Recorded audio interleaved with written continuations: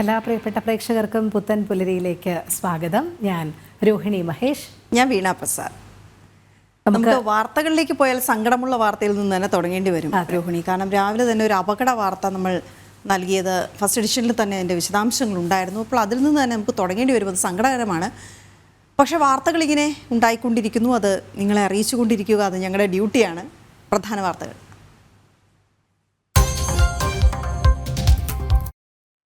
തൃശൂർ നാട്ടികയിൽ തടി ലോറി പാഞ്ഞു കയറി 5 മരണം. തൽക്ഷണം മരിച്ചത് ഉറങ്ങിക്കിടന്ന നാടോടി സംഘം. മരിച്ചവരിൽ 2 കുട്ടികളും. 5 പേരുടെ നില ഗുരുതരം. മദ്യലഹരിയിൽ വാഹനമോടിച്ച ക്ലീനർ അറസ്റ്റിൽ.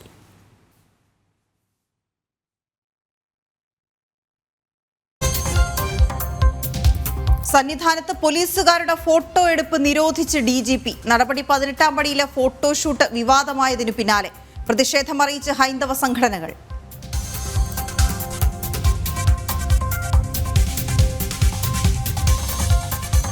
കട്ടിംഗ് സൗത്ത് നടത്തിപ്പിന് കനേഡിയൻ ഫണ്ടിംഗ്. സംഘാടകർ പണം കൈപ്പറ്റിയത് വിദേശകാര്യ മന്ത്രാലയം അറിയാതെ. അനുമതി തേടിയില്ലെന്ന് സ്ഥിരീകരണം. രേഖകൾ ജനം ടിവിക്ക്.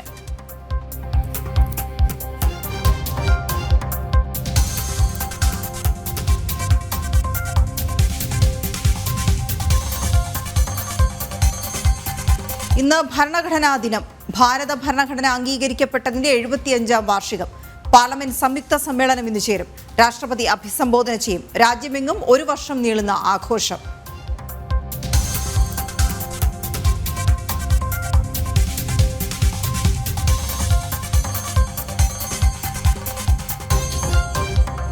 ഗുരുവായൂർ ഏകാദശി നാളിലെ ഉദയാസ്തമന പൂജ മാറ്റിയതിൽ പ്രതിഷേധം ശക്തം. ദേവസ്വം തീരുമാനത്തിന് അനുമതി നൽകിയ ക്ഷേത്ര തന്ത്രിക്കെതിരെ ഹൈന്ദവ സംഘടനകൾ. തന്ത്രിയുടെ സദ്ബുദ്ധിക്കായി നെയ്വിളക്ക് സമർപ്പിച്ച് പ്രാർത്ഥന.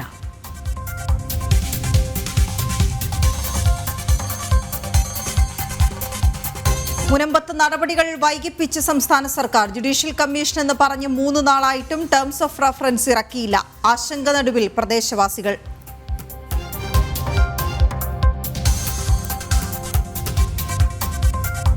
നമുക്ക് ശബരിമലയിലെ വിശേഷങ്ങളിൽ നിന്ന് തന്നെ തുടങ്ങാം. ശരണം എൻ്റെ അയ്യപ്പ. ശരണം എൻ്റെ അയ്യപ്പ. പവർഡ് ബൈ അഴകുള്ള മുടിക്ക് വേണം ടോട്ടൽ കെയർ ഫ്രം AVA.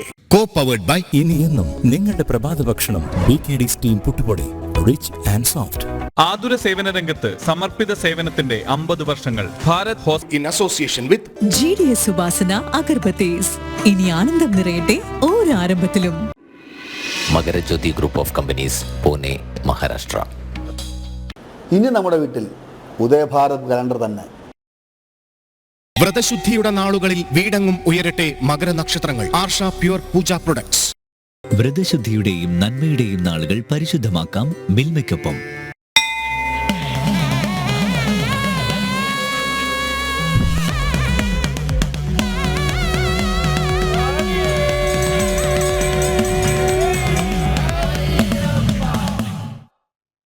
ശബരിമലയിൽ ഭക്തജന തിരക്ക് തുടരുന്നു. ഇന്നലെ 78,000-ഓളം ഭക്തർ ദർശനം നടത്തി. ഇന്നും തിരക്ക് വർദ്ധിക്കാനാണ് സാധ്യത. സന്നിധാനത്ത് നിന്ന് M. മനോജും അരുൺ കൊടുങ്ങൂരും തത്സമയം ചേരുന്നുണ്ട്. സ്വാമി ശരണം രണ്ടുപേർക്കും.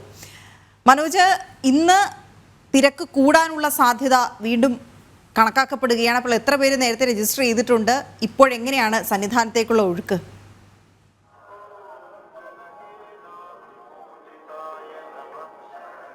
സ്വാമി ശരണമുള്ള ഒരു ഭക്തജന തിരക്കാണ് സന്നിധാനത്ത് അനുഭവപ്പെട്ടുകൊണ്ടിരിക്കുന്നത്. വരും മണിക്കൂറുകളിലും ആ തിരക്ക് തുടരാൻ തന്നെയാണ് സാധ്യത. കഴിഞ്ഞ ദിവസങ്ങളിലൊക്കെ തന്നെ ഈ അതിരാവിലെ നട തുറക്കുന്ന സമയത്ത്, അതായത് 3 മണിക്ക് വലിയ രീതിയിലുള്ള ഒരു ഭക്തജന തിരക്ക് ഉണ്ടായിരുന്നെങ്കിൽ ആ തിരക്ക് കുറയുന്ന ഒരു സാഹചര്യമായിരുന്നു ഉണ്ടായിരുന്നത്. 8 മണിയോടെ കുറയുന്ന ഒരു സാഹചര്യമായിരുന്നു ഉണ്ടായിരുന്നത്. പക്ഷേ ഇന്ന് വലിയ രീതിയിലുള്ള ഒരു ഭക്തജന തിരക്ക് അനുഭവപ്പെടുകയാണ്. ഇന്നലെ 80,000-ഓളം ഭക്തരാണ് സന്നിധാനത്തേക്ക് എത്തിയത്. അതായത് വെർച്വൽ ക്യൂ വഴിയും സ്പോട്ട് ബുക്കിംഗ് വഴിയും എത്തുന്ന പരമാവധി തീർത്ഥാടകരുടെ എണ്ണമാണ്. എന്തായാലും ഇന്ന് വരും മണിക്കൂറുകളിലും തിരക്ക് വർദ്ധിക്കാനുള്ള ഒരു സാധ്യത തന്നെയാണ് നിലവിലുള്ളത്. രാവിലെ തന്നെ ഇപ്പോൾ സന്നിധാനം വരെ കഴിഞ്ഞ ദിവസം ഇതുപോലെ തന്നെയാണ് 78,000 പേരാണ് ഇന്നലെ മാത്രം ഇങ്ങോട്ടേക്ക് എത്തിയത്. ഓരോ ദിവസം കഴിയുന്നതും അങ്ങനെ ഭക്തജന തിരക്ക് തുടർന്നുകൊണ്ടേ ഇരിക്കുകയാണ്. ഇപ്പോൾ തന്നെ 8 ലക്ഷത്തിലോളം ഭക്തജനങ്ങൾ ഇങ്ങോട്ടേക്ക് എത്തിയതായാണ് കണക്കുകളൊക്കെ.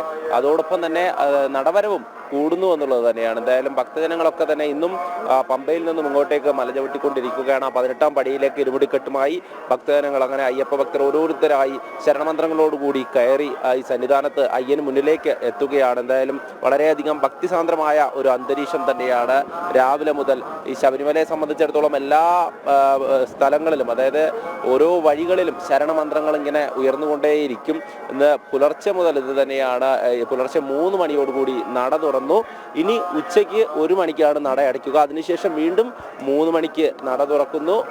രാത്രി താഴെയുള്ള ഓരോ ദൃശ്യങ്ങളാണ്. കഴിഞ്ഞ ദിവസം ഈ ദിവസങ്ങളിലൊക്കെ തന്നെ തീർത്തും തീർത്ഥാടന തിരക്ക് കുറയുന്ന ഒരു സാഹചര്യമായിരുന്നു ഉണ്ടായിരുന്നത്. പക്ഷേ ഇന്ന് നടപ്പന്തൽ പൂർണ്ണമായും നിറഞ്ഞുകൊണ്ടുള്ള ഒരു വലിയ ഭക്തജന തിരക്ക് അനുഭവപ്പെട്ടുകൊണ്ടിരിക്കുന്നു. ഇന്നലെ രാത്രിയോടെ ആരംഭിച്ച ആ തിരക്ക് തുടരുക തന്നെയാണ് ചെയ്യുന്നത്. എന്തായാലും 80,000-ഓളം ഭക്തരാണ് ഇന്നലെ ശബരിമലയിലേക്ക് അയ്യപ്പ ദർശനത്തിനായി എത്തിയത്. ഇന്നും അതിന് സമാനമായുള്ള ഒരു തിരക്ക് സന്നിധാനത്ത് അനുഭവപ്പെടും എന്ന് തന്നെയാണ് പ്രതീക്ഷിക്കുകയും ചെയ്യുന്നത്. പക്ഷേ ഞായറാഴ്ച തീർത്തും കുറവായിരുന്നു ഭക്തജന തിരക്ക്. 60,000-ഓളം തീർത്ഥാടകർ മാത്രമായിരുന്നു ഉണ്ടായിരുന്നതിലും ഈ 12 വിളക്ക് കഴിയുന്നതോടെ വലിയ രീതിയിലുള്ള ഒരു ഭക്തജന പ്രവാഹം സന്നിധാനത്തേക്ക് ഉണ്ടാകും. അതുകൊണ്ട് തന്നെ മുൻ വർഷങ്ങളിൽ ഉണ്ടായ പാളിച്ചകളൊക്കെ തന്നെ പരിഹരിച്ചുകൊണ്ട് മുന്നോട്ട് പോകാനുള്ള ഒരു നടപടിക്രമങ്ങളാണ് ദേവസ്വം ബോർഡും പോലീസും ഒക്കെ തന്നെ ഏർപ്പെടുത്തുകയും ചെയ്തിരിക്കുന്നത്. അതിലേറ്റവും എടുത്തു പറയേണ്ട ഒരു കാര്യം, കഴിഞ്ഞ വർഷത്തേക്കായാലും 1 ലക്ഷത്തിലധികം തീർത്ഥാടകരുടെ ഒരു വർധനവാണ് ആദ്യത്തെ ഒരാഴ്ചയിൽ സന്നിധാനത്ത് ഉണ്ടായി. അങ്ങനെ വലിയ രീതിയിലുള്ള ഒരു ഭക്തജന തിരക്ക് വർദ്ധിക്കുന്നതിനനുസരിച്ച് തന്നെ നടവരവിലും കൃത്യമായ ഒരു വർധന സന്നിധാനത്ത് ഉണ്ടായിട്ടുണ്ട്. ദേവസ്വം ബോർഡിനെ സംബന്ധിച്ചോളം ഇത് ഏറെ ആശ്വാസകരമായ കാര്യമാണ്. കഴിഞ്ഞ വർഷങ്ങളിലൊക്കെ തന്നെ ഇവർ പറഞ്ഞിരുന്നത് സാമ്പത്തികമായ ഒരു പ്രതിസന്ധി അതുതന്നെയാണ് ഏറ്റവും വലിയ പ്രശ്നം എന്നായിരുന്നു അവർ പറഞ്ഞുകൊണ്ടിരുന്നത്. പക്ഷേ കഴിഞ്ഞ തവണയും റെക്കോർഡ് വരുമാനമായിരുന്നു. നമുക്കറിയാം, മണ്ഡലകാലം, മകരവിളക്ക് തീർത്ഥാടന കാലം, ഈ സമയങ്ങളിലൊക്കെ തന്നെ എല്ലാ വർഷവും റെക്കോർഡ് വരുമാനങ്ങളിലേക്ക് തന്നെയാണ് പോകുന്നത്. അതിന് സമാനമായ രീതിയിലേക്കുള്ള ഒരു വലിയ പോക്ക് തന്നെയാണ് ഇക്കുറി ഉണ്ടാകുന്നത്. കഴിഞ്ഞ തവണത്തേക്കാൾ 13 കോടിയിലേറെയാണ് ആദ്യ 9 നാളുകളിലെ ഈ വർധന എന്ന് പറയുന്നത്. അത് ചെറിയ സംഖ്യയൊന്നുമല്ല. അത് തന്നെയാണ് ഈ സർക്കാരിൻ്റെയും അതോടൊപ്പം തന്നെ ദേവസ്വം ബോർഡൊക്കെ പറയുന്ന സാമ്പത്തിക പ്രതിസന്ധിക്ക് അടുത്ത മണ്ഡലകാലത്തെങ്കിലും ഈ ഒരു വരുമാനം കൊണ്ട് ഒരു മാറ്റം ഉണ്ടാകുമെന്നാണ് പ്രതീക്ഷിക്കുന്നത്. എന്തായാലും ഭക്തജനങ്ങളൊക്കെ ഇപ്പോൾ ഈ സന്നിധാനത്തൂടെ ഇങ്ങനെ സോപാനത്തിനരികേക്ക് ദർശനത്തിനായി പോകുകയാണ്. ഓരോരുത്തരും ആ ഇരുമുടി കെട്ടുമേന്തി അയ്യനെന്നുള്ള ഒരൊറ്റ ലക്ഷ്യത്തോടു കൂടി ആ തിരുസന്നിധിയിലേക്ക് പോകുന്ന ദൃശ്യങ്ങളാണ് നമ്മൾ കാണുന്നത്. നേരത്തെ കാണിച്ചതുപോലെ തന്നെ 18ാം പടിക്ക് താഴെ വലിയ തരത്തിലൊരു ഭക്തജന തിരക്ക് രാവിലെ മുതൽ തന്നെ ആ ഒരു തിരക്ക് നമുക്ക് ഇവിടെ അനുഭവപ്പെടുന്നത്. ആദ്യ നാളുകളിൽ തിരക്ക് കുറവായിരുന്നു എന്ന് വേണം പറയാൻ. കാരണം നേരത്തെ സൂചിപ്പിച്ചതുപോലെ തന്നെ ആദ്യ നാളുകളിലൊക്കെ തന്നെ വിവിധ സംസ്ഥാനങ്ങളിൽ നിന്ന് എത്തുന്ന ഭക്തജനങ്ങൾ, മലയാളികളൊക്കെ കുറവായിരുന്നു. എല്ലാവരും ആദ്യ നാളുകൾ കഴിഞ്ഞ ശേഷമാണ് കൂടുതലായി ഇങ്ങോട്ടേക്ക് എത്തുന്നത്. എന്തായാലും ഈ ഒരു മണ്ഡലകാലം ശബരിമല സന്നിധാനം ആകെ തന്നെ വളരെയധികം ഭക്തിസാന്ദ്രമായി തുടരുകയാണ്. മനോജ്, അതോടൊപ്പം നമുക്കറിയാം, മണ്ഡലകാലം ആരംഭിച്ചത് മുതൽ തന്നെ തിരക്ക് ക്രമാനുഗതമായി ഇങ്ങനെ വർദ്ധിക്കുന്നുണ്ട്. വെർച്വൽ ക്യൂ സംവിധാനങ്ങൾ കാര്യക്ഷമമായി നടക്കുന്നുണ്ട്, പരാതിരഹിതമായി നടക്കുന്നുണ്ട് എന്നാണ് അറിയാൻ കഴിയുന്നത്. ഈ സ്പോട്ട് ബുക്കിംഗ് സംവിധാനങ്ങൾ എങ്ങനെയാണ് നിലവിലുള്ളത്? അതിലേതെങ്കിലും രീതിയിലുള്ള പരാതികൾ ഉയരുന്നുണ്ടോ? കാരണം പമ്പ കേന്ദ്രീകരിച്ചൊക്കെ ചില മാനദണ്ഡങ്ങളൊക്കെ വച്ചിരുന്നു ഉദ്യോഗസ്ഥർ. പക്ഷേ ഇപ്പോൾ എങ്ങനെയാണത് പുരോഗമിക്കുന്നത്?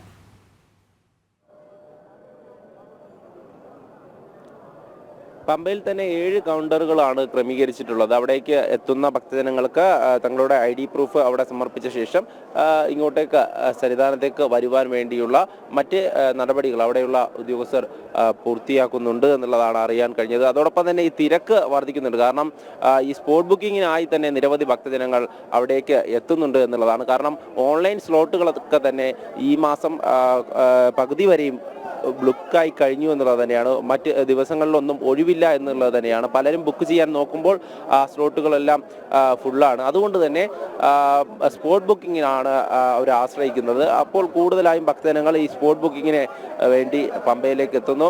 അവിടേക്ക് എത്തുന്ന സമയത്ത് അവിടെയുള്ള തിരക്ക് അത് കാരണം തന്നെയാണ് ഒരു കാലതാമസം ഉണ്ടാകുന്നത്. എന്നാൽ അത് കൃത്യമായി സ്പോട്ട് ബുക്കിങ്ങിലൂടെ ഇങ്ങോട്ടേക്ക് എത്തുന്ന ഭക്തജനങ്ങളുണ്ട്. അതോടൊപ്പം തന്നെ 3 സംവിധാനങ്ങളാണ് ഈ ബുക്ക് ചെയ്ത് വരുവാൻ വേണ്ടി ഏർപ്പെടുത്തിയിട്ടുള്ളതെന്ന് പറയുന്നുണ്ട്. അതോടൊപ്പം നേരത്തെ സൂചിപ്പിച്ചതുപോലെ പമ്പയിൽ 7 കൗണ്ടറുകൾ, അവിടെയാണ് തിരക്ക് കൂടുതലായി അനുഭവപ്പെടുന്നത്.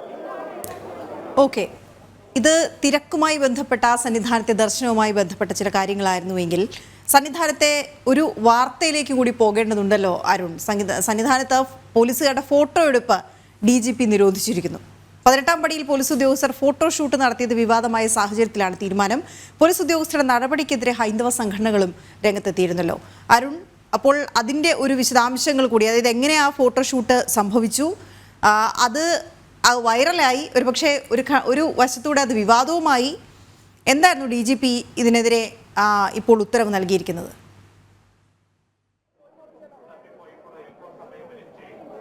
തീർച്ചയായും അത്തരത്തിലൊരു വിവാദമുണ്ടായതിനെ തുടർന്നാണ് ഇങ്ങനൊരു നടപടി, ഇങ്ങനൊരു DGPയുടെ ഒരു ഉത്തരവ് വന്നിരിക്കുന്നത്. അതിൻ്റെ കൂടുതൽ വിശദാംശങ്ങൾ അരുൺ കൊടുങ്ങൂർ നൽകുന്നതായിരിക്കും.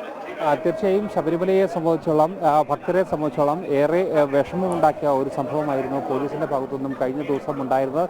അതിലേറ്റവും എടുത്തു പറയേണ്ടത് 18-ാം പടി എന്നത് ഭക്തരെ സംബന്ധിച്ചോളം ഏറെ പവിത്രമായ ഒന്നാണ്, പരിപാവനമായ ഒന്നാണ്. ഇരുമുടി കെട്ടുമായി തീർത്ഥാടകർ എത്തുന്ന ഒരു ഇടം, അവിടെയാണ് ഇത്തരത്തിലൊരു ഫോട്ടോഷൂട്ട് പോലീസ് ഉദ്യോഗസ്ഥരുടെ ഭാഗത്തു നിന്നും നടത്തിയിരിക്കുന്നത്. ഇത് വലിയ വിവാദമായിരുന്നു. ഈ ചിത്രങ്ങൾ പുറത്തു വന്ന ഒരു സാഹചര്യത്തിൽ അത് വലിയ വിവാദമാകുന്ന ഒരു പശ്ചാത്തലം ഉണ്ടായിരുന്നു. അതുകൊണ്ട് തന്നെയാണ് ഇത്തരത്തിൽ ഒരു കർശനമായ ഒരു നിർദ്ദേശം DGPയുടെ ഭാഗത്തു നിന്ന് നൽകിയിരുന്നത്. ഒരു കാരണവശാലും സന്നിധാനത്ത് ഡ്യൂട്ടിയിലുള്ള പോലീസ് ഉദ്യോഗസ്ഥർ അതോടൊപ്പം തന്നെ മറ്റുള്ളവർ തന്നെ ഒരു തരത്തിലുള്ള ഒരു ഫോട്ടോഷൂട്ടും നടത്തരുത് എന്നുള്ള ഒരു കർശനമായ ഒരു നിർദ്ദേശം വന്നിരിക്കുന്നത്. കൃത്യമായി പറഞ്ഞാൽ അത് വലിയ രീതിയിലുള്ള ഒരു ഭക്തരെ സംബന്ധിച്ചോളം, ഹൈന്ദവ സംഘടനകളെ സംബന്ധിച്ചോളം ഇത് പൊറുക്കാൻ പറ്റാത്ത ഒരു വിഷയമായി തന്നെയാണ് അത് കണക്കാക്കുകയും ചെയ്തിരിക്കുന്നത്. അതുകൊണ്ട് തന്നെയാണ് സമൂഹ മാധ്യമങ്ങളിലടക്കം ഈ ചിത്രം പുറത്തു വന്നതോടെ വലിയ രീതിയിലുള്ള ഒരു പ്രതിഷേധം ഉയരുന്ന ഒരു സാഹചര്യങ്ങളൊക്കെ തന്നെ ഉണ്ടായത്. എന്തായാലും ഈ ഒരു വിഷയത്തിൽ അടിയന്തരമായ ഒരു ഇടപെടൽ പോലീസ് ഉദ്യോഗസ്ഥരുടെ, മുതിർന്ന ഉദ്യോഗസ്ഥരുടെ ഭാഗത്തു നിന്നും ഉണ്ടായിരിക്കുന്നു. കൃത്യമായി ഈ ചിത്രങ്ങൾ ലഭിച്ച ഉടൻ തന്നെ ഇത് വലിയ രീതിയിലുള്ള ഒരു ഇടപെടൽ പോലീസ് ഉദ്യോഗസ്ഥരുടെ ഭാഗത്തു നിന്നും ഉണ്ടാകുന്നു. ശബരിമലയിൽ ഇത്തരത്തിലുള്ള ഫോട്ടോഷൂട്ട് ഭക്തരുടെ വികാരങ്ങളെ വ്രണപ്പെടുത്തുന്ന രീതിയിലുള്ള ഒരു ഫോട്ടോഷൂട്ടും ഉണ്ടാകരുതെന്നുള്ളൊരു നിർദ്ദേശമാണ് ഇപ്പോൾ ഉന്നത പോലീസ് ഉദ്യോഗസ്ഥർ, DGP അടക്കമുള്ളവർ നിർദ്ദേശം നൽകിയിരിക്കുന്നത്. കഴിഞ്ഞ ദിവസമാണ് ആദ്യ ബാച്ച് പോലീസ് ഉദ്യോഗസ്ഥർ, അതായത് 18-ാം പടിയിൽ നിന്ന് ജോലി നോക്കുന്ന പോലീസ് ഉദ്യോഗസ്ഥർ ഡ്യൂട്ടിയിൽ നിന്നും അടുത്ത ആളുകൾക്ക് ഡ്യൂട്ടി കൈമാറുന്ന സമയത്ത് ആണ് ഇത്തരത്തിലുള്ള ഒരു ഫോട്ടോഷൂട്ട് നടന്നത്.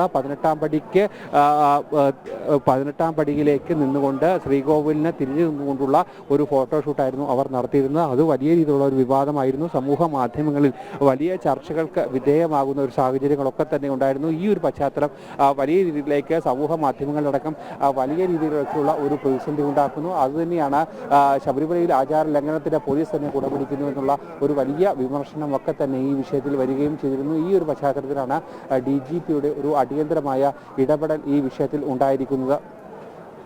അരുൺ, അത് ഈ പൊതുവായൊരു നിർദ്ദേശം കൂടി ഈ സമയത്ത് നമുക്ക് ഭക്തർക്ക് നൽകാമെന്ന് എനിക്ക് തോന്നുന്നു. ഇതൊരു ആചാര ലംഘനമായി തന്നെയാണല്ലോ കണക്കാക്കപ്പെടുന്നത്. അന്ന് 18-ാം പടിക്ക് മുകളിൽ ഫോൺ ഉപയോഗിക്കരുത് എന്നുള്ള നിർദ്ദേശം കൂടി വന്നിട്ടുണ്ട്. അത് നിർദ്ദേശമായി പറയേണ്ടി വന്നതാണ്. സാധാരണഗതിയിൽ അനുഷ്ഠിച്ച് പോരേണ്ടതാണ്. കാരണം അങ്ങനെയുള്ള ഒരു സ്ഥലമല്ലല്ലോ സന്നിധാനം എന്ന് പറയുന്നത്. അപ്പോൾ ഇത് പൊതുവായ ഒരു നിർദ്ദേശം ഭക്തർക്ക് തന്നെ നൽകുകയും അത് നടപ്പിലാക്കുകയും ചെയ്യേണ്ടവരാണ് പോലീസുകാർ. പക്ഷെ അതവർ ഈ 18-ാം പടിയിൽ നിന്നുകൊണ്ട് ഇങ്ങനെ കാണുന്ന രീതിയിൽ, ശ്രീകോവിൽ കാണുന്ന രീതിയിൽ തന്നെയുള്ളൊരു ഫോട്ടോഷൂട്ട് നടത്തുക എന്ന് പറയുമ്പോൾ അത് ആചാര ലംഘനമായി തന്നെയാണ് കണക്കാക്കപ്പെടുന്നത്. അതുകൊണ്ടാണ് അതിനെതിരെ ഒരു നടപടി വേണ്ടി വന്നത്. പക്ഷേ ഇത് പൊതുവായ ഒരു നിർദ്ദേശം എന്താണ്? അത് ഈ ഘട്ടത്തിൽ പോലീസുകാരുടെയും ഭക്തരുടെയും ഒക്കെ അറിവായി തന്നെ പറയാനും കഴിയും. അപ്പോൾ ഏതുവരെയാണ് ഈ മൊബൈൽ അനുവദിക്കുന്നത്? അത് മൊബൈൽ സൂക്ഷിക്കാൻ മറ്റ് സംവിധാനങ്ങളുണ്ടോ? അത് പ്രായോഗികമല്ല എന്നൊക്കെ ഭക്തർ പറഞ്ഞു കേട്ടു. എങ്ങനെയാണ് അതിൻ്റെ ഇപ്പോഴത്തെ രീതികൾ?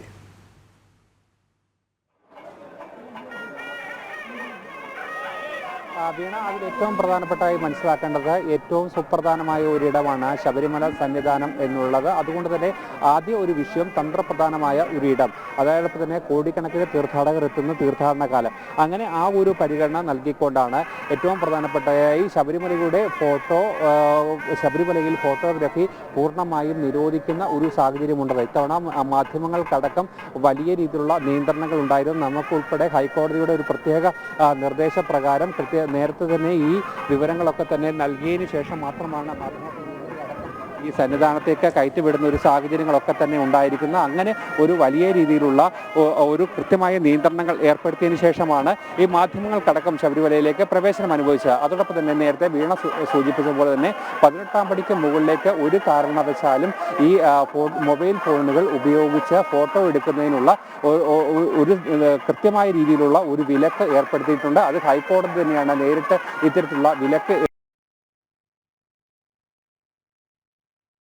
അരുൺ കൊടുങ്ങൂരും മനോജ് വിവരങ്ങൾ നൽകുകയായിരുന്നു. അതിൽ ഈ ഫോട്ടോയിൽ കാണുന്നത് ഈ ഫോട്ടോയാണ് വിവാദമായി മാറിയത്. അത് അവിടെ നിന്ന് പോലീസുകാർ 18ാം പടിയിൽ നിന്ന് പോലീസുകാർ ഇങ്ങനെ ഫോട്ടോ എടുത്തതാണ്. അത് സമൂഹ മാധ്യമങ്ങളിൽ അവർ തന്നെ ഇടുകയും ചെയ്തു. അപ്പോൾ അത് വലിയ രീതിയിൽ പ്രചരിച്ചു. അവിടെ എങ്ങനെയാണ് ആചാര ലംഘനം ഉണ്ടായത് എന്നുള്ളത് വ്യക്തമാണ്. അതിനെതിരെയാണ് DGP ഇപ്പോൾ ഉത്തരവ് ഇറക്കിയിരിക്കുന്നത്.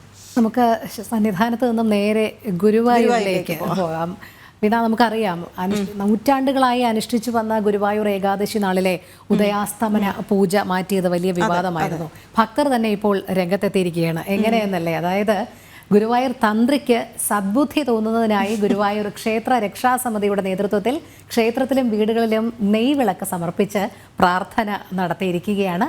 ദേവസ്വത്തിന്റെ തീരുമാനത്തിന് അനുമതി നൽകിയ ക്ഷേത്ര തന്ത്രി നിലപാട് തിരുത്തണം എന്നാണ് ഹൈന്ദവ സംഘടനകളുടെ ആവശ്യം. നമുക്ക് ആ റിപ്പോർട്ട് കാണാം.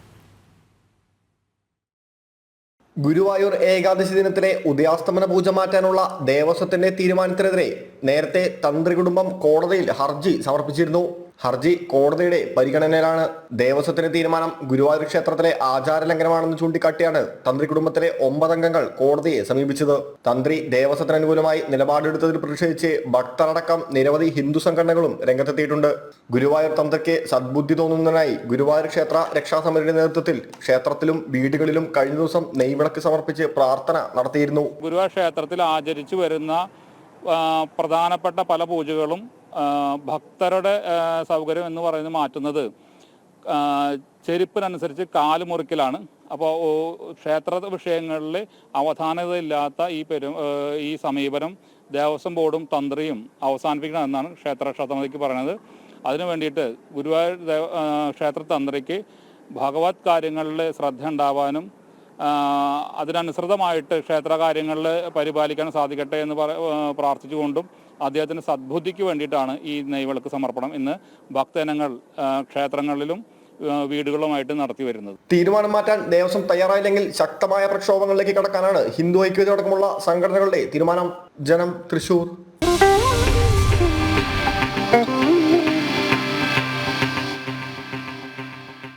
ഇടയ്ക്ക് ഞങ്ങൾ കമൻറ്റ് ബോക്സ് നോക്കി കേട്ടോ. നമ്മുടെ പ്രിയപ്പെട്ട പ്രേക്ഷകരെല്ലാവരും, സ്ഥിരം പ്രേക്ഷകരെല്ലാവരും ഉണ്ട്. അപ്പോൾ അതുകൂടാതെ അല്ലാതെ ചില പേരുകളിൽ, അതായത് ഇപ്പോൾ അമ്മേ നാരായണ, അങ്ങനെ ഹരേ കൃഷ്ണ എന്നൊക്കെയുള്ള പേരിലൊക്കെ വരുന്ന ചില പ്രേക്ഷകരുമൊക്കെ നമുക്ക് ശുഭദിനം നേരുന്നുണ്ട്, നമ്മോടൊപ്പം ചേരുന്നുണ്ട്, വിവിധ വിഷയങ്ങളിൽ അഭിപ്രായങ്ങൾ രേഖപ്പെടുത്തുന്നുണ്ട്. ഇതെല്ലാം ഞങ്ങൾ വായിക്കുന്നുമുണ്ട്. ഓക്കെ, ഈ കട്ടിംഗ് സൗത്ത് കേട്ടിട്ടില്ലേ രോഹിണി?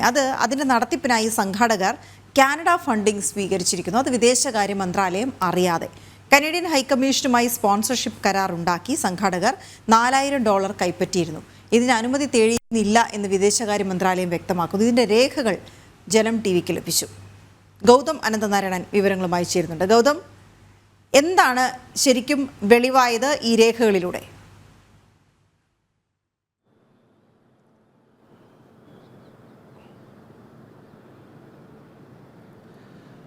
വീണ, രോഹിണി, ഈ കട്ടിംഗ് സൗത്ത് എന്ന ഈ പരിപാടി തുടക്കം മുതൽ തന്നെ വലിയ വിവാദങ്ങൾക്ക് വഴിവെച്ച ഒന്നാണ്. അതിൻ്റെ പേര് തന്നെ പ്രശ്നമാണ്. കാരണം കട്ടിംഗ് സൗത്ത് എന്നതിലൂടെ ഉദ്ദേശിക്കുന്നത് തന്നെ ദക്ഷിണ ഭാരതത്തെ, പ്രത്യേകിച്ച് കേരളം, തമിഴ്നാട്, അതോടൊപ്പം തന്നെ കർണാടക, ആന്ധ്രാപ്രദേശ്, തെലുങ്കാനയൊക്കെ അടങ്ങുന്ന ഭാരതത്തിൻ്റെ ദക്ഷിണ മേഖല, ആ ദക്ഷിണ ഭാരതത്തെ വിഭജിച്ചുകൊണ്ട്, അല്ലെങ്കിൽ അതിന് പൂർണ്ണമായുള്ള ഭാരതവുമായി അല്ലെങ്കിൽ ഭാരതത്തിലെ മറ്റ് സംസ്ഥാനങ്ങളുമായി ഒന്നും അതിന് സാംസ്കാരികമായ ഒരു തരത്തിലുമുള്ള ബന്ധമില്ല. അതിനാൽ തന്നെ അത് മറ്റൊന്നായി നിലനിൽക്കണം, വിഘടിച്ച് തന്നെ നിൽക്കണം എന്ന ഒരു ആശയത്തെ മുന്നോട്ട് വയ്ക്കുന്ന, അല്ലെങ്കിൽ അത്തരം ഒരു ആശയം വലിയ തോതിൽ ചർച്ച ചെയ്യപ്പെടുന്ന ഒരു വേദിയായിരുന്നു ഈ കട്ടിംഗ് സൗത്ത്. അന്ന് തന്നെ അതിനെതിരെ വലിയ വിമർശനങ്ങളൊക്കെ ഉയർന്നതാണ്. നമുക്ക് അറിയാം, ഇപ്പോഴത്തെ ഗോവ ഗവർണർ PS ശ്രീധരൻപിള്ളയെ പോലുള്ള ആളുകളെയൊക്കെ ആ പരിപാടിയിലേക്ക് വിളിച്ചിരുന്നുവെങ്കിലും അവരെല്ലാം സമയത്ത് ഇതിൻ്റെ ഒരു ആശയം ഇതാണ്, അല്ലെങ്കിൽ ഇതിൻ്റെ ഒരു ഉദ്ദേശ ലക്ഷ്യം ഇതാണ് എന്ന് മനസ്സിലായതോടുകൂടി പല പ്രമുഖ വ്യക്തിത്വങ്ങളും ഈ പരിപാടിയിൽ പങ്കെടുക്കില്ല എന്ന് ഔദ്യോഗികമായി തന്നെ അറിയിക്കുകയും ചെയ്തു. ഇപ്പോൾ അതിൻ്റെ നടത്തിപ്പുമായി ബന്ധപ്പെട്ട് കഴിഞ്ഞ കുറേ നാളുകളായി വിവാദങ്ങൾ നിലനിൽക്കുന്നുണ്ട്. അതിലൊരു വളരെ പ്രധാനപ്പെട്ട രേഖയാണ് നമുക്ക് ലഭ്യമായിട്ടുള്ളത്. അതായത് ഈ കട്ടിംഗ് സൗത്തിൻ്റെ പ്രധാനപ്പെട്ട നടത്തിപ്പുകാർ കേരള മീഡിയ അക്കാഡമി ആയിരുന്നു. കേരള മീഡിയ അക്കാഡമിയും അതോടൊപ്പം തന്നെ മറ്റ് ചില സ്പോൺസേഴ്സ് എന്ന് അവകാശപ്പെടുന്ന ന്യൂസ് മിനിറ്റ്, അതോടൊപ്പം തന്നെ ന്യൂസ് ലൗണ്ടറി തുടങ്ങിയ മാധ്യമ സ്ഥാപനങ്ങളും ഇതിൻ്റെ സ്പോൺസർഷിപ്പ്മാരായി അറിയപ്പെടുന്നുണ്ട്. അവർ കനേഡിയൻ ഹൈക്കമ്മീഷനുമായി ഒരു സ്പോൺസർഷിപ്പ് കരാർ ഉണ്ടാക്കി എന്നതാണ് വലിയ വിവാദമായത്. $4000 സ്പോൺസർഷിപ്പ് കരാറാണ് കനേഡിയൻ ഹൈക്കമ്മീഷനുമായി ഈ ന്യൂസ് മിനിറ്റും ന്യൂസ് ലോണ്ടറിയുമൊക്കെ ഈ കട്ടിംഗ് സൗത്ത് എന്ന പരിപാടി സംഘടിപ്പിക്കുന്നതിനായി ഇത്തരത്തിലൊരു ധാരണയിൽ കരാർ ഉണ്ടാക്കിയത്. ആ കരാർ രൂപപ്പെടുത്തിയത് കേന്ദ്ര വിദേശകാര്യ മന്ത്രാലയത്തിൻ്റെ അറിവോടെ അല്ല എന്ന വളരെ സുപ്രധാനമായ വാർത്തയാണ് നമ്മൾ ഈ നിമിഷം പുറത്തുവിടുന്നത്. അതായത് നമുക്കറിയാം FCRA നിയമം എന്നത് ഏതൊരു കാര്യത്തിന് വേണ്ടിയും വിദേശ ഫണ്ടുകൾ സ്വരൂപിക്കുമ്പോൾ അല്ലെങ്കിൽ വിദേശ ഫണ്ടുകൾ സ്വീകരിക്കുന്ന ഘട്ടത്തിൽ അതിന് കൃത്യമായും കേന്ദ്ര സർക്കാരിൻ്റെ അനുമതി വേണം. പ്രത്യേകിച്ച് കേന്ദ്ര വിദേശകാര്യ മന്ത്രാലയത്തിൻ്റെ അനുമതി വേണം. അത്തരം അനുമതിയില്ലാതെ സ്വീകരിക്കുന്ന ഫണ്ടുകൾക്ക് മേൽ കേന്ദ്ര സർക്കാരിനും കേന്ദ്ര ഏജൻസികൾക്കും കൃത്യമായ നടപടിയെടുക്കാൻ സ്വീകരിക്കും. അതിന് ധാരാളം ഉദാഹരണങ്ങൾ നമുക്ക് മുന്നിലുണ്ട്. പ്രത്യേകിച്ച് 2014 നരേന്ദ്രമോദി സർക്കാർ ദേശീയ തലത്തിൽ അധികാരത്തിലെത്തിയതിനു ശേഷം FCRA ഫണ്ടിങ്ങുമായി ബന്ധപ്പെട്ടുള്ള നിയമങ്ങൾ കർശനമാക്കിയിരിക്കുകയാണ്. അതുമായി ബന്ധപ്പെട്ട് പല NGOകളുടെയും പ്രവർത്തനം വരെ സ്തംഭിച്ച കാര്യങ്ങൾ നമുക്ക് അറിയാവുന്നതാണ്. ഇപ്പോൾ ഏറ്റവും വലിയ വിവാദ വിഷയമായി ഇത് മാറുന്നത് ഈ ന്യൂസ് മിനിറ്റും ന്യൂസ് ലൗണ്ടറിയും ഉൾപ്പെടെയുള്ള സ്ഥാപനങ്ങൾ ഈ കട്ടിംഗ് സൗത്തുമായി ബന്ധപ്പെട്ട് കനേഡിയൻ ഹൈക്കമ്മീഷനുമായി ഇത്തരത്തിൽ ഒരു സ്പോൺസർഷിപ്പ് കരാർ ഉണ്ടാക്കിയത് അല്ലെങ്കിൽ ഈ $4000 കൈപ്പറ്റിയിരിക്കുന്നത് ഭാരതത്തിൻ്റെ വിദേശകാര്യ മന്ത്രാലയത്തിൻ്റെ അറിവോടെ അല്ല എന്ന് വിദേശകാര്യ മന്ത്രാലയം തന്നെ ഔദ്യോഗികമായി അറിയിച്ചിരിക്കുകയാണ്. RTI മുഖാന്തരമുള്ള ചോദ്യത്തിന് ഇത്തരം ഒരു ഫണ്ട് വന്നതോ അല്ലെങ്കിൽ ഇങ്ങനെ ഒരു സ്പോൺസർഷിപ്പ് കരാർ ഉണ്ടാക്കിയതുമായി ബന്ധപ്പെട്ട് ഒരറിവും ഞങ്ങൾക്കില്ല എന്ന കൃത്യമായ സന്ദേശം വിദേശകാര്യ മന്ത്രാലയം നൽകിയിരിക്കുന്നു. അപ്പോൾ സ്വാഭാവികമായും ഇത് വലിയൊരു വിവാദ വിഷയമായി മാറുമെന്ന കാര്യത്തിൽ സംശയമില്ല. അതായത് നേരത്തെ തന്നെ ഞാൻ സൂചിപ്പിച്ചതാണ്, ഒന്ന് ഈ കട്ടിംഗ് സൗത്ത് എന്ന പേര് മുതൽ അതിൻ്റെ ഉദ്ദേശശുദ്ധി മുതൽ എല്ലാം വിവാദമാണ്. ഭാരതമെന്ന് പറയുന്ന ഈ മഹത്തായ രാഷ്ട്രത്തിൻ്റെ ദക്ഷിണ ഭാരതത്തെ വെട്ടി വിഭജിക്കാനും അല്ലെങ്കിൽ ദക്ഷിണ ഭാരതത്തിലുള്ളവർ മറ്റൊരു രീതിയിൽ ചിന്തിച്ചുകൊണ്ട് പൂർണ്ണമായി ഈ രാഷ്ട്രത്തിൻ്റെ ഭാഗമല്ല എന്ന സങ്കല്പം രൂപപ്പെടുത്തുന്നതാണ് ഇതിൻ്റെ പേരും ഇതിൻ്റെ ആശയവും.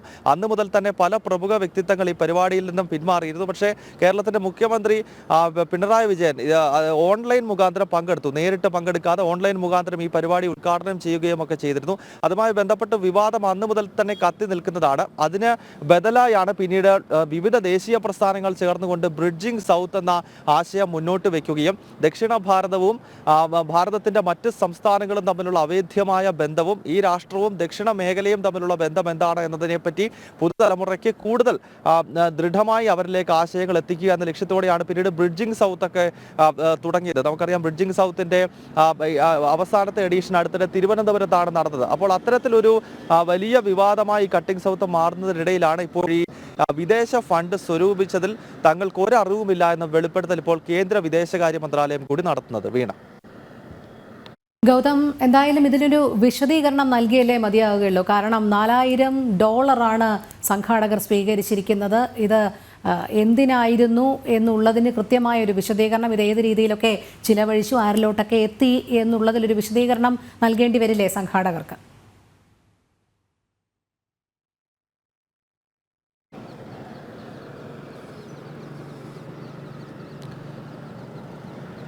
രോഹിണി, ഇതിൻ്റെ വലിയ മറ്റൊരു പ്രധാനപ്പെട്ട വിഷയം ഇതിൻ്റെ പ്രധാനപ്പെട്ട സംഘാടകർ കേരള മീഡിയ അക്കാഡമിയാണ്. കേരള മീഡിയ അക്കാഡമി ആദ്യഘട്ടത്തിൽ ചില കാര്യങ്ങൾ തുറന്നു പറയാൻ സമ്മതിച്ചിരുന്നില്ല. മാത്രമല്ല ആദ്യഘട്ടത്തിൽ അവരും ഈ പരിപാടിയെ കട്ടിംഗ് സൗത്ത് എന്ന രീതിയിലൊക്കെയാണ് വിശേഷിപ്പിച്ചതെങ്കിലും പിന്നീട് വിവാദമായതോടുകൂടി ഗ്ലോബൽ മീഡിയ സബ്മിറ്റ് എന്ന ഒരു പരിപാടിയാണ് നടന്നതെന്നും അത് കട്ടിംഗ് സൗത്ത് എന്നല്ല അതിൻ്റെ പേര് എന്ന രീതിയിൽ വരെ കേരള മീഡിയ അക്കാഡമി പിന്നീട് അത് തിരുത്തി പറയാൻ ശ്രമിക്കുന്നുണ്ട്. മാത്രമല്ല അവരിപ്പോൾ പറഞ്ഞുകൊണ്ടിരിക്കുന്നത് കേരള മീഡിയ അക്കാഡമി സ്വന്തം നിലയിലാണ് ഈ പരിപാടി നടത്തിയത്. ഏതാണ്ട് 44 ലക്ഷം രൂപ മുടക്കിയാണ് തന്നെയാണ് ഇത്തരത്തിൽ കട്ടിംഗ് സൗത്ത് സംഘടിപ്പിച്ചത് എന്നാണ് ഇപ്പോൾ മീഡിയ അക്കാദമി വ്യക്തമാക്കുന്നത്. അങ്ങനെ വരുമ്പോഴും അതിനകത്തൊരു പ്രശ്നം, ഈ ന്യൂസ് ലോണ്ടറിയും ന്യൂസ് മിനിറ്റും ഒക്കെ പിന്നീട് എങ്ങനെ ഈ കനേഡിയൻ ഹൈക്കമ്മീഷനുമായി ഇത്തരത്തിലൊരു സ്പോൺസർഷിപ്പ് കരാർ ഉണ്ടാക്കിയെന്ന വളരെ പ്രസക്തമായ ചോദ്യം ഉയരുന്നുണ്ട്. കാരണം കട്ടിംഗ് സൗത്തിന്റെ പ്രധാനപ്പെട്ട സംഘാടകരായിട്ടുള്ള കേരള മീഡിയ അക്കാദമി ഇപ്പോൾ പറയുന്നത്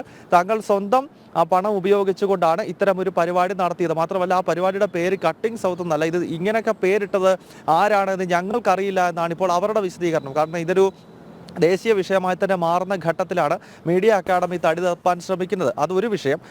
മാത്രമല്ല അവർ ചൂണ്ടിക്കാണിക്കുന്നത് ഈ പരിപാടി നടത്തിയതിൻ്റെ ചെലവ് മുഴുവൻ തങ്ങളാണ് വഹിച്ചത് എന്ന് മീഡിയ അക്കാദമി വെളിപ്പെടുത്തുമ്പോൾ പിന്നീട് ഈ സ്പോൺസർഷിപ്പ് കരാറുമായി ബന്ധപ്പെട്ട് ലഭിച്ചിട്ടുള്ള കാനഡയിൽ നിന്നും ലഭിച്ചിട്ടുള്ള $4000 എവിടെ ചെലവാക്കി, അല്ലെങ്കിൽ എങ്ങനെയാണ് ഇങ്ങനെ ഒരു സ്പോൺസർഷിപ്പ് കരാർ ഇത്തരമൊരു പരിപാടിയുടെ പേരിൽ സംഘടിപ്പിച്ചത് തുടങ്ങിയ വിഷയങ്ങളാണ് സ്വാഭാവികമായും ഇനിയും ഈ ന്യൂസ് ലോണ്ടറിയും ന്യൂസ് മിനിറ്റും ഉൾപ്പെടെയുള്ള മാധ്യമ സ്ഥാപനങ്ങൾ അല്ലെങ്കിൽ ഇത്തരം ഒരു സ്പോൺസർഷിപ്പ് കരാർ ഉണ്ടാക്കിയ ആളുകൾ വ്യക്തമാക്കേണ്ടത്. എന്തായാലും ഇത് വലിയ വിവാദ വിഷയമായി വരും ദിവസങ്ങളിലും അത് അങ്ങനെ വെറുതെ ചർച്ച ചെയ്തു പോയാൽ മതിയോ ഗൗതം? നടപടി ഉണ്ടാകട്ടെ. കാരണം ഒന്നുകിൽ ഈ കട്ടിംഗ് സൗത്ത് എന്ന് പറയുന്നത് തന്നെ ഒരു വിഘടനവാദം വളർത്തുക എന്നുള്ള ഉദ്ദേശത്തോടു കൂടി കൊണ്ടുവന്ന ഒരു മൂവ്മെന്റ് ആണ്. എന്ന് മാത്രമല്ല, ഇപ്പോൾ വെളിവാകുന്ന അനുസരിച്ചാണെങ്കിൽ കേന്ദ്ര വിദേശകാര്യ മന്ത്രാലയത്തിന്റെ അനുമതി ഇല്ലാതെയാണ് ഇത്തരത്തിൽ വിദേശ എംബസികളുമായോ അല്ലെങ്കിൽ ഹൈക്കമ്മീഷനുകളുമായോ സഹകരിച്ചുകൊണ്ട് ഇങ്ങനെ ഫണ്ടിങ് സ്വീകരിക്കാൻ പാടില്ല, നിയമവിരുദ്ധമാണല്ലോ. അപ്പോൾ അത് വെളിവായ സാഹചര്യത്തിൽ അതിൻ്റെ രേഖകൾ അതിന് പ്രത്യേകിച്ച് കാനഡയിൽ നിന്ന്, അപ്പോൾ അതെല്ലാം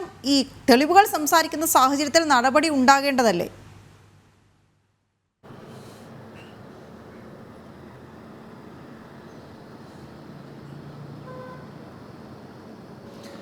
വീണ, തീർച്ചയായും നടപടി ഇതുമായി ബന്ധപ്പെട്ട് ഉണ്ടാകാനുള്ള സാധ്യതയാണുള്ളത്. കേന്ദ്ര ഏജൻസികൾ ഈ കട്ടിംഗ് സൗത്തുമായി ബന്ധപ്പെട്ട് നേരത്തെ തന്നെ അന്വേഷണം ആരംഭിച്ചിരുന്നതായി നമുക്ക് മനസ്സിലാക്കാൻ സാധിച്ചിരുന്നു.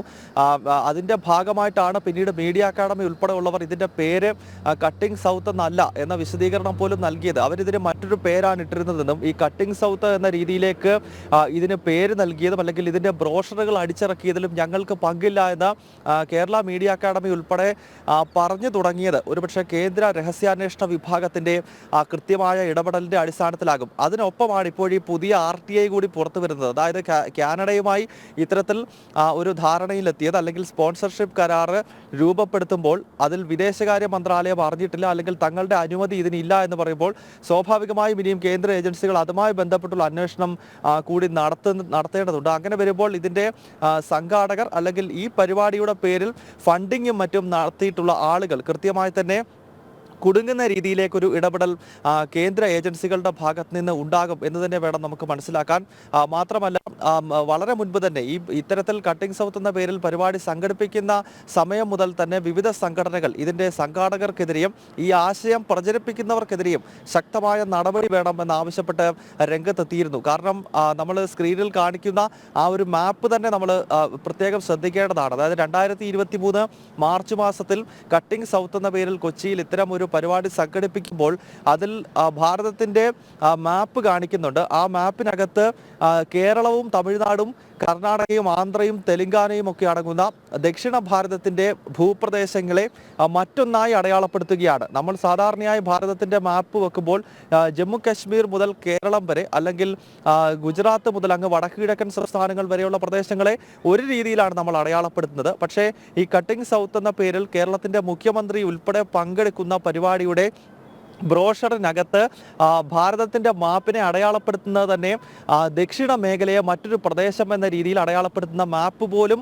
വരച്ചുകൊണ്ടാണ് ഇത്തരമൊരു ദേശവിരുദ്ധ പ്രവർത്തനം നടന്നത് എന്നതാണ് ഏറ്റവും ശ്രദ്ധേയമായ ഘടകം. അതിനാൽ അന്ന് മുതൽ തന്നെ വിവിധ ദേശീയ പ്രസ്ഥാനങ്ങൾ ഇത്തരക്കാർക്കെതിരെ നടപടി വേണം. ഇതിൻ്റെ സംഘാടകരാരാണെങ്കിലും അല്ലെങ്കിൽ കേരള മീഡിയ അക്കാദമി ഒരുപക്ഷെ ഈ കട്ടിംഗ് സൗത്ത് എന്ന രീതിയിൽ ഈ പരിപാടിയെ വളച്ചുവിടുന്നതിൽ അവർക്ക് പങ്കില്ലായിരിക്കാം. പക്ഷേ എങ്കിൽ പോലും അത് ചെയ്തത് ആരാണ്? അത്തരം ആളുകൾക്കെതിരെ കൃത്യമായ നടപടി വേണമെന്ന ആവശ്യം വളരെ ശക്തമായിരുന്നു.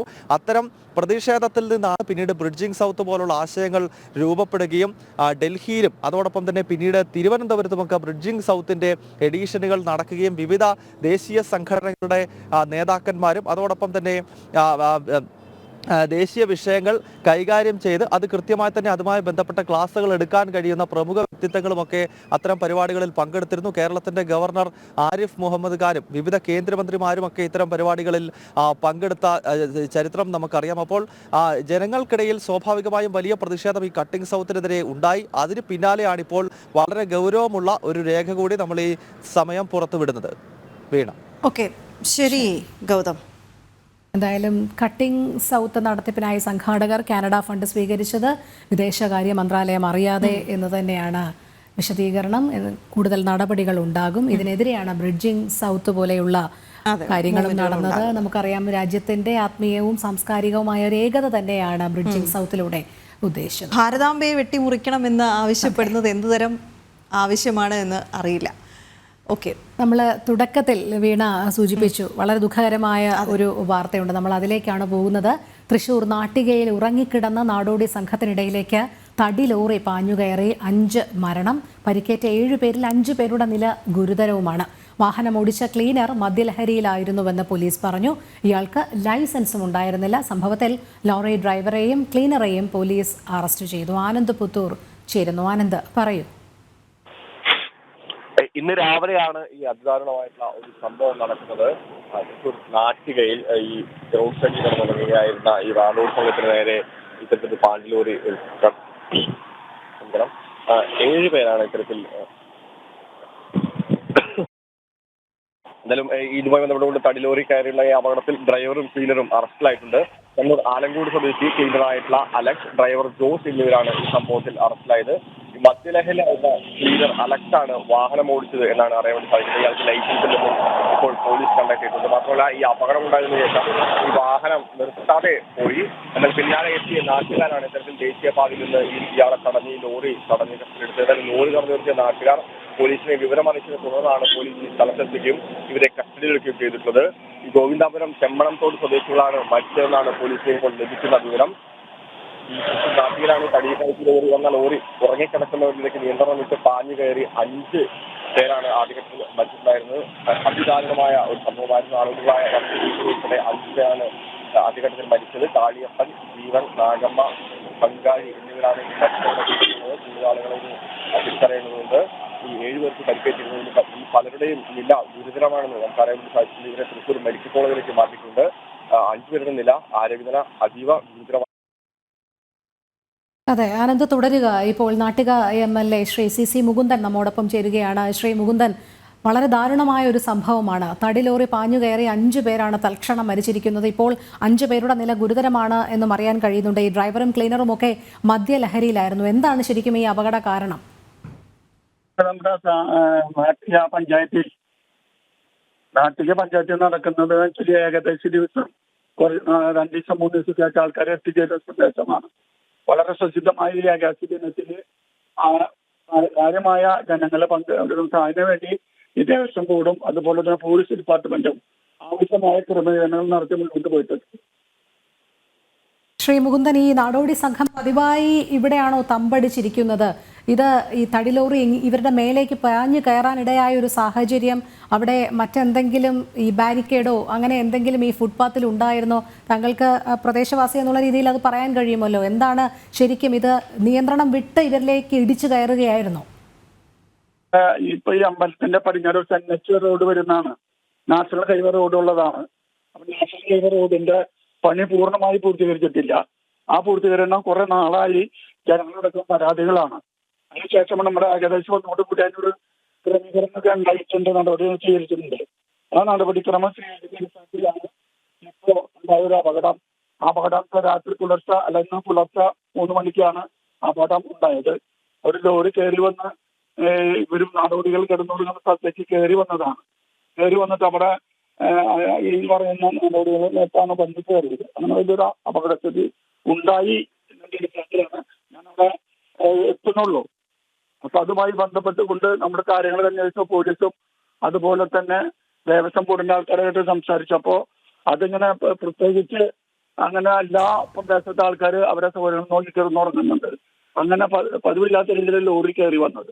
ലോറിയിൽ എന്ത് സാധനം നമുക്ക് പറയാൻ കഴിയുന്നാൽ തന്നെ ഈ സംശയം നടക്കുന്നത് വെച്ചാല് ലോറിയിലത്തെ ഡ്രൈവറും ക്ലീനറും മദ്യപിച്ച് കാണും, അല്ലാണ്ട് ഇപ്പൊ അങ്ങനെ ഒരു അപകടത്തിന് വരേണ്ട സാഹചര്യം അവിടെ ഇല്ല.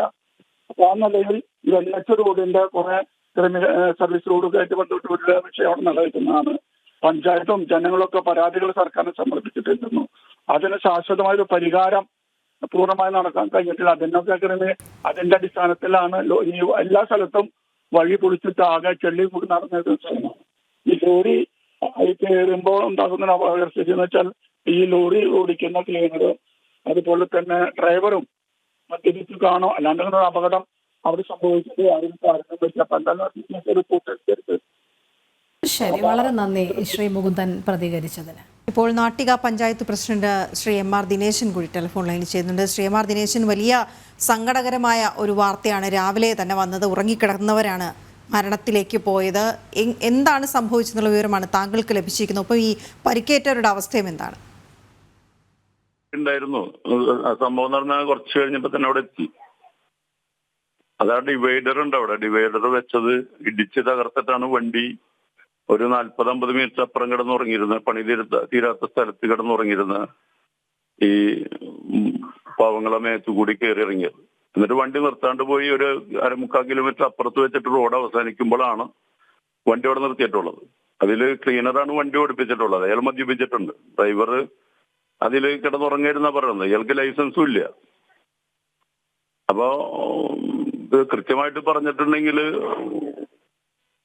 കൊലക്കുറ്റം മാത്രമല്ല ചെയ്തിട്ടുള്ളത്, അതിന് ഭീകരമായിട്ടുള്ളൊരു അവസ്ഥയാണ് ഉണ്ടാക്കിയിട്ടുള്ളത്. അത് ഒരു കുപ്പിക്കഴുത്ത് പോലുള്ള സ്ഥലത്ത് കൂടിയാണ് ഈ വണ്ടികളൊക്കെ പോണത്. ദേശീയപാത അതോറിറ്റി അത് കൃത്യമായിട്ട് അതിന്റെ വണ്ടികൾ തിരിച്ചുവിടാൻ സിഗ്നലോ മറ്റു കാര്യങ്ങളോ ഒന്നും ചെയ്തിട്ടില്ല. എഴുതി വെച്ചിട്ടുണ്ട്, ഡൈവേർഷൻ എന്നുള്ളത് എഴുതി വെച്ചിട്ടുണ്ട്. അതുകൊണ്ട് എന്താ കാര്യം? ആവശ്യമായിട്ടുള്ളൊരു ക്രമീകരണമല്ല. മുമ്പ് നമ്മൾ പരാതിയൊക്കെ കൊടുത്തിട്ടുള്ളതാണ്. മുമ്പ് കോടതിയിൽ കേസിരിക്കണതാണത്. കാനകൾ കുഴിച്ചിട്ടിട്ടും ഡ്രൈനേജിനുള്ള കുഴിച്ചിട്ടാൽ അത് മാസങ്ങളോട് അവിടെ കിടക്കും.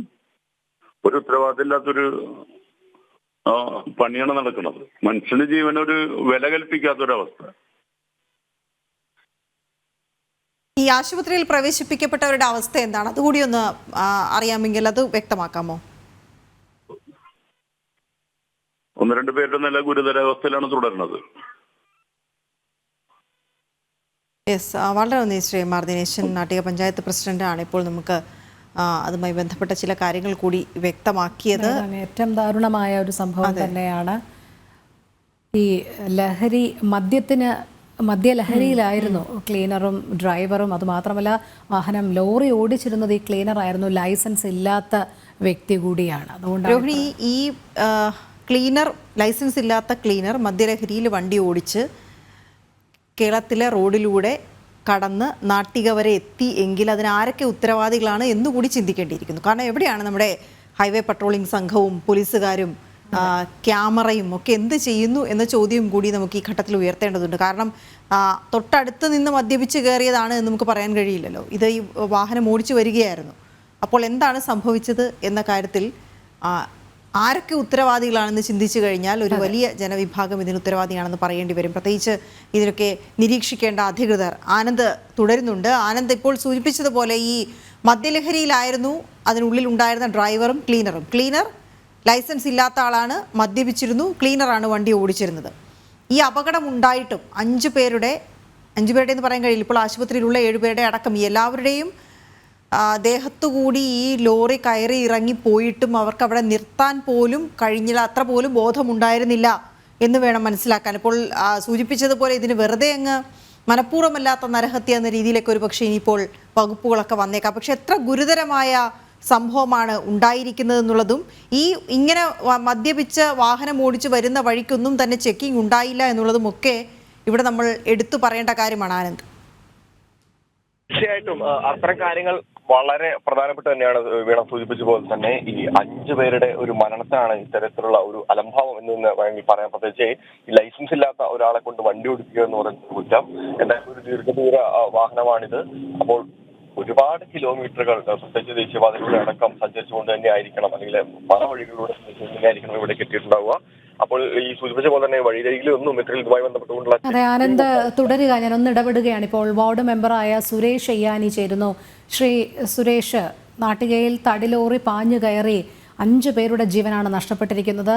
ആശുപത്രിയിലുള്ള 5 പേരുടെ നില ഗുരുതരമാണ് എന്നും അറിയാൻ കഴിയുന്നുണ്ട്. വാഹനം ഓടിച്ചിരുന്ന ക്ലീനർ മദ്യലഹരിയിലായിരുന്നു. എന്താണ് ഈ അപകടത്തിന്റെ കാരണം? താങ്കൾക്ക് അറിയാൻ കഴിയുന്നത് എങ്ങനെയാണ്? ഒന്ന്, വളരെയധികം സ്പീഡിലായിരിക്കും ആ വണ്ടി വന്നിരിക്കുന്നത്. പിന്നെ അവിടെ ഈ ഇപ്പൊ NH-66 റോഡ് പണി നടന്നുകൊണ്ടിരിക്കുകയാണ്. അവിടെ ഒരു ടേണിംഗ് വരുന്നുണ്ട്. ആ ടേണിങ്ങില് എന്താ പറയാ, സിഗ്നൽ ലൈറ്റ് ഒന്നുമില്ല. അവിടെ സ്പീഡ് 20 കിലോമീറ്റർ ആണ് അവർ പറയുന്നത്. പക്ഷെ അവിടെ വണ്ടികളൊക്കെ പറയുമ്പോൾ ആ ടേണിങ്ങില് വെറുതെ ബോർഡ് വെച്ച് മറച്ചിരിക്കുകയാണ്, ആ ടേണിങ് കാണിക്കാനായിട്ട്, റോഡിന്റെ വളവായിട്ട്. പക്ഷെ അവിടെ സിഗ്നൽ ലൈറ്റ് ഒന്നും ഇല്ലാത്തത് കൊണ്ട് അവിടെ പെട്ടെന്നൊന്നും സ്പീഡിൽ വരുന്ന ഒരു വണ്ടിക്ക് അത് കാണാൻ പറ്റില്ല.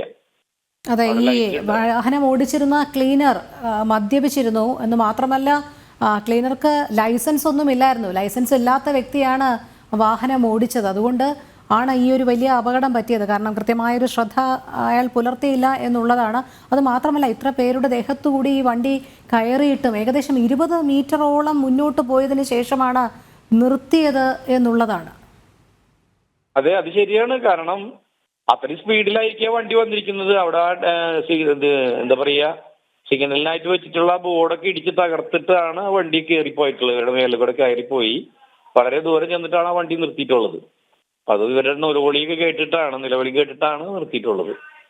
അതെ, വളരെ നന്ദി ശ്രീ സുരേഷ് പ്രതികരിച്ചതിന്. സങ്കടകരമായ ഒരു വാർത്തയാണ് രാവിലെ എടുക്കേണ്ടി വന്നത്. പക്ഷേ എന്താണ് സംഭവിക്കുന്നത്, ആരാണ് ഇതിനൊക്കെ ഉത്തരവാദിത്വം എടുത്തു കഴിഞ്ഞാൽ നമുക്ക് ഒരുപാട് പേരുടെ പേരങ്ങനെ പറയേണ്ടി വരും. പക്ഷേ 5 പാവങ്ങളുടെ ജീവൻ നഷ്ടമായിരിക്കുന്നു. അപ്പോൾ 7 പേര് ആശുപത്രിയുണ്ട്. അതിൽ 5 പേരുടെ നില ഗുരുതരമാണ് എന്ന് പറയുന്നത്. ഇതിൽ കുട്ടികളുമുണ്ട് രോഹിണി. അപ്പോൾ ഒരു കുടുംബമായി ഒക്കെ അവർ അവിടെ കഴിഞ്ഞിരുന്നവരാണ്, വീട് ഇല്ലാത്തവരാണ്, വഴിവക്കിൽ കച്ചവടം ചെയ്തൊക്കെയും ജീവിക്കുന്നവരാണ്. അവർക്കൊരു പക്ഷേ അഡ്രസ്സ് ഉണ്ടോ, ആധാർ ഉണ്ടോ എന്ന് പോലും നമുക്കറിയില്ല. അപ്പോൾ ആര് അവർക്ക് വേണ്ടി ശബ്ദിക്കും എന്ന് പോലും ഇനി ഇവിടുന്ന് അങ്ങോട്ട് നമുക്ക് വ്യക്തമല്ല. സങ്കടകരമാണ്.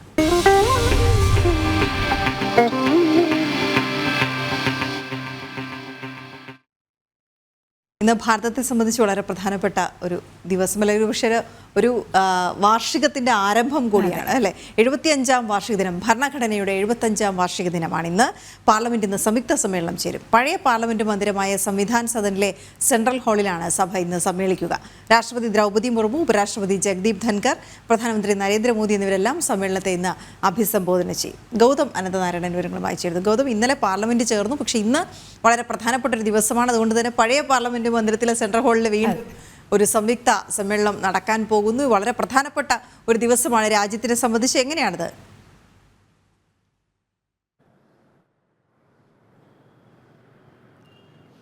വീണ, ഇന്നിപ്പോൾ വളരെ പ്രാധാന്യമുള്ള, രാജ്യത്തെ നിലനിർത്തുന്ന ഭരണഘടന നിലവിൽ വന്നതിൻ്റെ, അല്ലെങ്കിൽ ഭരണഘടന അംഗീകരിക്കപ്പെട്ടതിൻ്റെ 75-ാമത്തെ വാർഷികം ആണ് ഇന്നത്തെ ദിവസം. ഒരു വർഷം നീണ്ടു നിൽക്കുന്ന ആഘോഷങ്ങൾക്കാണ് നമ്മുടെ രാജ്യത്ത് തുടക്കം കുറിക്കുന്നത്. നമുക്കറിയാം, 1949 നവംബർ മാസം 26-ാം തീയതിയാണ് ഭരണഘടനാ സഭ നമ്മുടെ ഭരണഘടനയ്ക്ക് അംഗീകാരം നൽകുന്നത്. പിന്നീട് ജനുവരി മാസം 26-ാം തീയതി റിപ്പബ്ലിക് ദിനത്തിൽ അത് നിലവിൽ വന്നു എന്നതാണ് ചരിത്രം. അങ്ങനെയുള്ള ഭരണഘടന ഈ രാഷ്ട്രത്തിൻ്റെ നിലനിൽപ്പിൻ്റെ ഏറ്റവും അടിസ്ഥാനപരമായ ഘടനയാണ്. പിന്നീട് 1975-നും 77-നും ഇടയിൽ അതേ ഭരണഘടന നമ്മുടെ ജനങ്ങൾക്ക് വിഭാവനം ചെയ്യുന്ന എല്ലാ പൗരാവകാശങ്ങളും ഇന്ത്യയുടെ ഭരണകാലത്ത് മരവിപ്പിക്കപ്പെടുകയും രാജ്യം ഒരിക്കലും ആഗ്രഹിക്കാത്ത, അതല്ലെങ്കിൽ ഈ രാജ്യത്തേക്ക് കടന്നു വന്ന അധിനിവേശ ശക്തികളിൽ നിന്നും പിടിച്ചെടുത്ത സ്വാതന്ത്ര്യം, ആ സ്വാതന്ത്ര്യം ഒരിക്കൽ കൂടി ജനങ്ങൾക്ക് നഷ്ടപ്പെടുന്ന അടിയന്തരാവസ്ഥയുടെ ചരിത്രവും എല്ലാം ഈ രാഷ്ട്രം കണ്ടതാണ്. അങ്ങനെ അടിയന്തരാവസ്ഥയെ എല്ലാം അതിജീവിച്ചുകൊണ്ട് നമ്മുടെ രാജ്യം ഇപ്പോഴും മുന്നോട്ട് പോകുന്നുവെങ്കിൽ അതിൻ്റെ ഏറ്റവും പ്രധാനപ്പെട്ട ഘടകം എന്നത് ഭരണഘടന തന്നെയാണ്. അങ്ങനെ ബാബാ സാഹിബ് അംബേദ്കർ വിഭാവനം ചെയ്ത ആ ഭരണഘടനാ സഭ അംഗീകരിക്കപ്പെട്ടതിൻ്റെ 75-ാം വാർഷികത്തിലേക്ക് നമ്മൾ കടക്കുകയാണ്. ഇന്ന് മുതൽ ഒരു വർഷം നീണ്ടു നിൽക്കുന്ന ആഘോഷങ്ങൾക്ക് തുടക്കമാകും. ഞാനിപ്പോൾ നിൽക്കുന്നത് പുതിയ പാർലമെന്റ് മന്ദിരത്തിൻ്റെ, അടുത്ത കാലത്ത് ഭാരതത്തിൻ്റെ പ്രധാനമന്ത്രി നരേന്ദ്രമോദി രാഷ്ട്രത്തിന് സമർപ്പിച്ച പുതിയ പാർലമെന്റ് മന്ദിരത്തിന് മുൻപിലാണ്. പക്ഷേ ഇന്നത്തെ സമ്മേളനം ചേരുന്നത് സംവിധാൻ സഭ എന്ന് ഇപ്പോൾ പേരിട്ടിരിക്കുന്ന പഴയ പാർലമെന്റ് മന്ദിരത്തിലാണ്. ആ ചരിത്രമുറങ്ങുന്ന സെൻട്രൽ ഹാളിലേക്ക് വീണ്ടും മുഴുവൻ MP-മാരും ഇന്ന് എത്തുന്നു എന്നതാണ് ഏറെ ശ്രദ്ധേയമായ ഘടകം. ഭാരതത്തിൻ്റെ ഇപ്പോഴത്തെ ലോക്സഭയുടെയും അതോടൊപ്പം തന്നെ രാജ്യസഭയുടെയും സംയുക്ത സമ്മേളനത്തോടു കൂടിയാണ് ഈ ഭരണഘടന അംഗീകരിക്കപ്പെട്ടതിൻ്റെ 75-ാം വാർഷിക ആഘോഷങ്ങൾക്ക് തുടക്കമാകുക. സംയുക്ത സമ്മേളനത്തെ രാഷ്ട്രപതി ദ്രൗപദി മുർമു അഭിസംബോധന ചെയ്യും. ഉപരാഷ്ട്രപതി ജഗദീപ് ധൻഖറും പ്രധാനമന്ത്രി നരേന്ദ്രമോദിയുമാണ് ഇന്നിപ്പോൾ സംയുക്ത സമ്മേളനത്തെ അഭിസംബോധന ചെയ്യുക. ഇതുമായി ബന്ധപ്പെട്ടും ഇപ്പോൾ മറ്റൊരു വിവാദം രൂപപ്പെടുന്നത് പ്രതിപക്ഷ നേതാവ് രാഹുൽ ഗാന്ധിക്കും പ്രസംഗിക്കാൻ അവസരം നൽകണം എന്നാവശ്യപ്പെട്ട് ഇന്ത്യ മുന്നണി ഇന്നലെ രാഷ്ട്രപതിക്ക് ഒരു നിവേദനം സമർപ്പിച്ചിട്ടുണ്ട്. എന്നാൽ അതുമായി ബന്ധപ്പെട്ടൊക്കെ തീരുമാനമെടുക്കേണ്ടത് ലോക്സഭാ സ്പീക്കറാണ്. ഈ വിഷയത്തിൽ എന്ത് തീരുമാനം സ്പീക്കർ എടുക്കുമെന്ന് ഇതുവരെ വ്യക്തമാക്കിയിട്ടില്ല. എന്തായാലും ഈ സമ്മേളനത്തെ ഈ 3 പ്രമുഖ വ്യക്തിത്വങ്ങൾ ഭരണഘടനയുടെ പ്രധാനപ്പെട്ട പദവികൾ അലങ്കരിക്കുന്ന രാഷ്ട്രപതിയും ഉപരാഷ്ട്രപതിയും പ്രധാനമന്ത്രിയും പാർലമെന്റിന്റെ സംയുക്ത സമ്മേളനത്തെ അഭിസംബോധന ചെയ്യും. 11 മണിക്കാണ് സഭ പഴയ പാർലമെന്റ് മന്ദിരത്തിന്റെ സെൻട്രൽ ഹാളിലേക്ക് വീണ്ടും ചേരുന്നത്. അതോടുകൂടി ഈ 75-ാം ഭരണഘടന അംഗീകരിക്കപ്പെട്ടതിന്റെ 75-ാം വാർഷികാഘോഷങ്ങൾക്ക് തുടക്കമാകും. വീണ. ശരി ഗൗതം, അതിൻ്റെ തത്സമയ ദൃശ്യങ്ങളിലേക്കൊക്കെ നമുക്ക് വരും മണിക്കൂറുകളിൽ എത്താം അല്ലെ, ഇന്നത്തെ ആഘോഷങ്ങളുടെയും സംയുക്ത സമ്മേളനത്തിൻ്റെയും ഒക്കെ.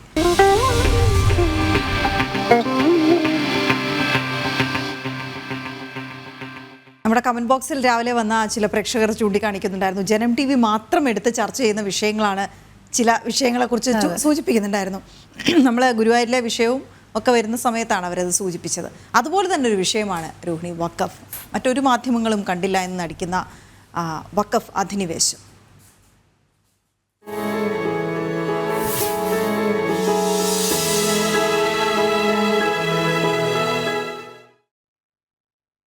വഖഫ് അധിനിവേശത്തിൽ നിന്ന് മുനമ്പം ജനതയെ സംരക്ഷിക്കാൻ ജുഡീഷ്യൽ കമ്മീഷനെ നിയോഗിക്കാൻ തീരുമാനിച്ച് 3 നാൾ പിന്നിട്ടു. പക്ഷേ ഇപ്പോഴും ടേംസ് ഓഫ് റെഫറൻസ് സംസ്ഥാന സർക്കാർ ഇറക്കിയിട്ടില്ല. 3 മാസത്തിനുള്ളിൽ കമ്മീഷൻ റിപ്പോർട്ടിന്റെ അടിസ്ഥാനത്തിൽ ശാശ്വത പരിഹാരമാണ് മുഖ്യമന്ത്രി വാഗ്ദാനം നൽകിയിരിക്കുന്നത്. ഇതേ സർക്കാർ തന്നെ നടപടികൾ വൈകിപ്പിക്കുകയുമാണ്. സുധീഷ് ഗോപാൽ ചേരുന്നുണ്ട് വിവരങ്ങളുമായി. സുധീഷ്, ഈ മെല്ലെപ്പോക്ക് എന്തുകൊണ്ടാണ്? ഈ നൽകിയ വാഗ്ദാനങ്ങൾ അപ്പോൾ പൊള്ളയായിരുന്നു?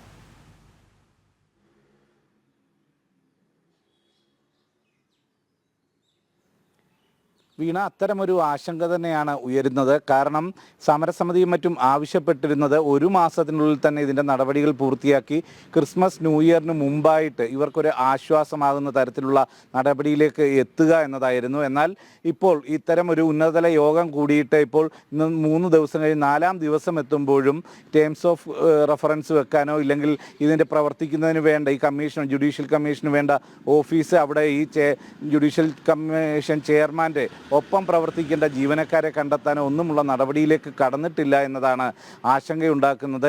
ഇതിൽ നമ്മൾ കഴിഞ്ഞ ദിവസം judicial commission chairman justice Ramendran നായരുമായി സംസാരിച്ചിരുന്നു. അദ്ദേഹം പറഞ്ഞത് എപ്പോൾ ടേംസ് ഓഫ് റെഫറൻസ് വരുന്നു അന്നേരം മുതൽ തന്നെ പ്രവർത്തിക്കാൻ തയ്യാറാണ്. മറ്റു നിരവധി ചുമതലകളുണ്ടെങ്കിലും അതെല്ലാം മാറ്റിവെച്ച് ഇതിനായി പൂർണ്ണമായും സമയം മാറ്റിവെക്കും. 3 മാസത്തിനുള്ളിൽ തന്നെ പ്രവർത്തനങ്ങളെല്ലാം പൂർത്തീകരിക്കണമെന്ന ലക്ഷ്യത്തോടെ തന്നെയാണ് ഇറങ്ങുന്നത്. ഇതിന് സമരസമിതിയുടെയും മറ്റും സഹകരണവും അഭ്യർത്ഥിച്ചുകൊണ്ടാണ് അദ്ദേഹം സംസാരിച്ചത്. എന്നാൽ അത്തരമൊരു നിലപാടുമായി ചെയർമാൻ അടക്കം നിൽക്കുമ്പോഴും അതിന് വേണ്ട മറ്റ് സാഹചര്യങ്ങൾ ഒരുക്കുന്നതിൽ സർക്കാർ വലിയ രീതിയിലുള്ള ഇല്ലെങ്കിൽ ഒരു മെല്ലെപ്പോക്ക് സമീപനം തന്നെയാണ് തുടരുന്നത്. അതാണ് ഇപ്പോൾ ആശങ്ക ഉയർത്തുന്നത്. ഇപ്പോൾ ശനിയാഴ്ച ആയാലും തിങ്കൾ 2 വർക്കിംഗ് ഡേകൾ കഴിഞ്ഞിട്ടും അതിനുള്ള ഒരു നടപടിയിലേക്ക് കടക്കുന്നില്ല. ഒരു ദിവസം ഞായറായതുകൊണ്ട് അത്തരം പ്രവർത്തനങ്ങൾ നടന്നില്ല എന്ന് പറയാം. എന്നാൽ പോലും ഇതിൽ ഒരു സമീപനം സർക്കാരിൻ്റെ ഭാഗത്തു നിന്ന് പറഞ്ഞ വാഗ്ദാനം നൽകിയതുപോലുള്ള ഒരു ആത്മാർത്ഥമാണോ എന്ന സംശയം ഉയർത്തുന്നതാണ് ഇപ്പോഴത്തെ സർക്കാരിൻ്റെ നിലപാടും സമീപനവുമല്ല. ഇതിൽ മുഖ്യമന്ത്രി പറഞ്ഞത് തന്നെ 3 മാസം സാവകാശം പറഞ്ഞുവെങ്കിൽ പോലും എത്രയും നേരത്തെ തീർക്കാൻ പറ്റുമോ അത്രയും നേരത്തെ ഇതിൻ്റെ നടപടികൾ തീർത്ത് ശാശ്വത പരിഹാരം നൽകുമെന്നാണ്. എന്നാൽ ആ വാക്കുമായി ഒരു തരത്തിലും ബന്ധം പുലർത്തുന്നില്ല, ആത്മാർത്ഥത പുലർത്തുന്നതല്ല ഇപ്പോൾ സർക്കാരിൻ്റെ ഭാഗത്തുനിന്നുണ്ടാകുന്ന നടപടികൾ എന്നതാണ് വിലയിരുത്തപ്പെടുന്നത്. ഇതിൽ വലിയ രീതിയിലുള്ള ആശങ്ക സ്വാഭാവികമായും തീരവാസികൾക്കും വരെ അവർ എത്ര വർഷമായി അനുഭവിക്കുന്ന വലിയ ഒരു ആശങ്കയാണ്. അവർക്ക് ഉറങ്ങാൻ പറ്റുന്നില്ല, അവരുടെ മക്കളുടെ കല്യാണം നടക്കുന്നില്ല. ഇത്തരം നിരവധി പ്രശ്നങ്ങൾ മുന്നിൽ നിൽക്കുന്ന ഒരു ആൾക്കാരോടാണ് ഈ ഒരു നിഷേധ സമീപനം എന്നത് തന്നെയാണ് എടുത്തു പറയേണ്ടത്.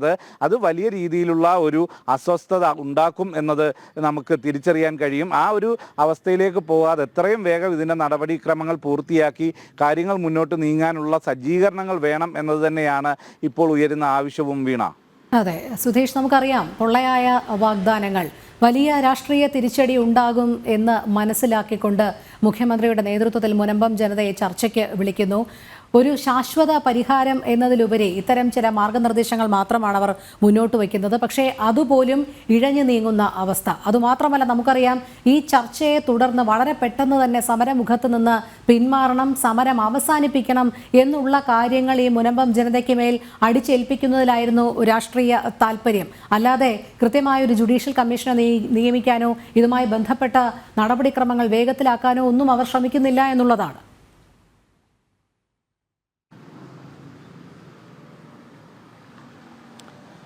രോഹിണി, അങ്ങനെ തന്നെയാണ്. നമുക്കറിയാം ഇന്ന് സമരം 45-ാം ദിവസത്തിലേക്ക് എത്തി നിൽക്കുന്നു. ഈ 45 ദിവസം സമരം എത്തുമ്പോൾ അതിൻ്റെ 41-ാം ദിവസം മാത്രമാണ് ഈ ഒരു ഉന്നതതല യോഗം വിളിക്കുന്നത് പോലും. ഈ തെരഞ്ഞെടുപ്പുമായി ഇതിനെ ബന്ധപ്പെടുത്തിക്കൊണ്ട് ഇത്തരം നടപടികൾ നീട്ടിക്കൊണ്ടു പോകേണ്ട എന്താവശ്യമായിരുന്നു സർക്കാരിനുണ്ടായിരുന്നതെന്ന ചോദ്യവും ഉയരുകയാണ്. കാരണം ഈ തെരഞ്ഞെടുപ്പ് പ്രഖ്യാപിക്കുന്നതിന് മുമ്പ് തന്നെ വേണമെങ്കിൽ ഇടപെടാമായിരുന്നു. അതിൽ ചില എന്തെങ്കിലും വീഴ്ച സംഭവിച്ചുവെങ്കിൽ തന്നെയും ഈ മൂന്നിടത്തെ ഉപതെരഞ്ഞെടുപ്പുകളും പൂർത്തിയായതിനു ശേഷം മാത്രമാണ് ഉന്നതതല യോഗം വിളിക്കുന്നത്.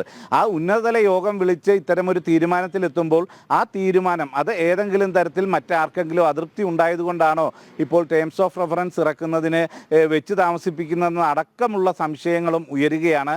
ഇതിൽ ഏറ്റവും പ്രധാനമായും വാഗ്ദാനം നൽകിയിരിക്കുന്നത് ഈ ജുഡീഷ്യൽ കമ്മീഷൻ്റെ പ്രവർത്തനം അത് മുനമ്പത്തെ ഭൂമി അത് വഖഫ് പട്ടികയിൽ നിന്ന് വഖഫിൻ്റെ ആസ്തി വിവര പട്ടികയിൽ നിന്നും ഒഴിവാക്കാൻ എന്ത് ചെയ്യാൻ പറ്റും, അത് മാത്രമാണ് ഇത് ഈ കമ്മീഷനിൽ നിക്ഷിപ്തമായിട്ടുള്ള ചുമതല എന്നതാണ് പറയുന്നത്. എന്നാൽ അത്തരം ഒരു നിലപാടിലേക്ക് പോകുമ്പോൾ സ്വാഭാവികമായും എതിർഭാഗത്തു നിന്നുള്ള എതിർപ്പുകൾ ഉണ്ടാകാം. അത്തരം എതിർപ്പും സമ്മർദ്ദവും ഏതെങ്കിലും തരത്തിൽ ഈ തീരുമാനത്തെ സ്വാധീനിച്ചിട്ടുണ്ടോ എന്നതും സംശയമായി നിലനിൽക്കുന്നു. എന്തു തന്നെയായാലും എത്രയും വേഗം ഇതിൻ്റെ നടപടികൾ പൂർത്തിയാക്കി ഈ കമ്മീഷന് കൃത്യമായി പ്രവർത്തിക്കാനുള്ള ഒരു സാഹചര്യം ഒരുക്കണമെന്ന ആവശ്യം തന്നെയാണ് ശക്തമാകുന്നത്. ഇതിൽ ഇനിയും സർക്കാർ പിന്നിലേക്ക് പോകുമോ എന്ന ആശങ്ക നിലനിൽക്കുന്നു. ഇതുവരെ ഉണ്ടായ വീഴ്ചകൾ സർക്കാരിൻ്റെ ഭാഗത്തു നിന്നും ഈ പ്രശ്നം പരിഹരിക്കുന്നതിൽ വലിയ മെല്ലപ്പോക്കുണ്ടായി. അത് നേരത്തെ സമരസമിതിയിൽ തന്നെ ആവശ്യപ്പെട്ടതാണ്. ഈ തെരഞ്ഞെടുപ്പ് കഴിയുന്നത് വരെ ഇത് നീട്ടിക്കൊണ്ടു പോകരുത്, എത്രയും വേഗം തന്നെ അതിൻ്റെ കാര്യങ്ങൾ തീരുമാനിക്കണം എന്നത്.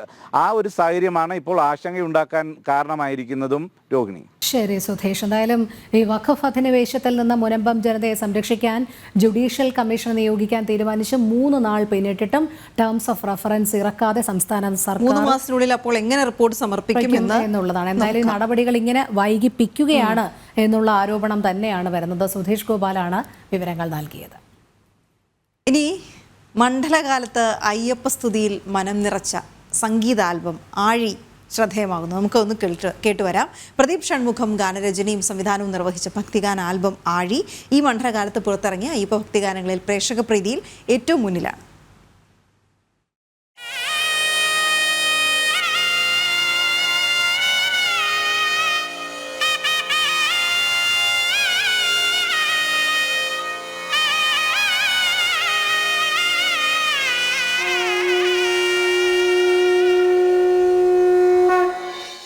അയ്യപ്പസ്വാമി കടാക്ഷം തേടുന്ന ഭക്തർക്ക് കാതിനും കണ്ണിനും മനസ്സിനും ഇമ്പം പകരുകയാണ് ആഴി സംഗീത ആൽബം.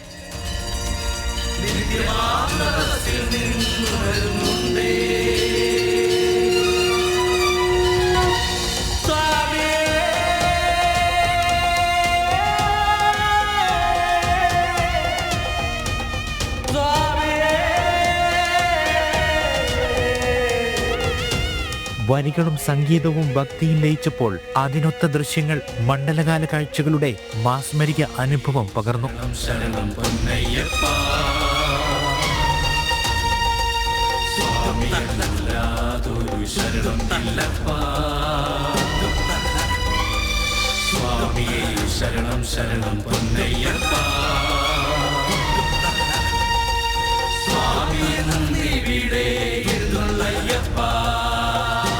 കണ്ണകി ട്രസ്റ്റ് കേരളമാണ് ആൽബത്തിന്റെ നിർമ്മാണം.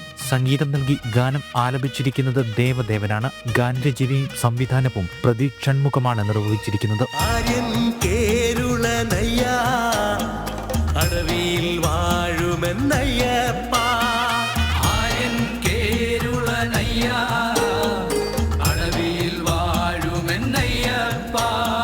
സ്വാമി ശരണം.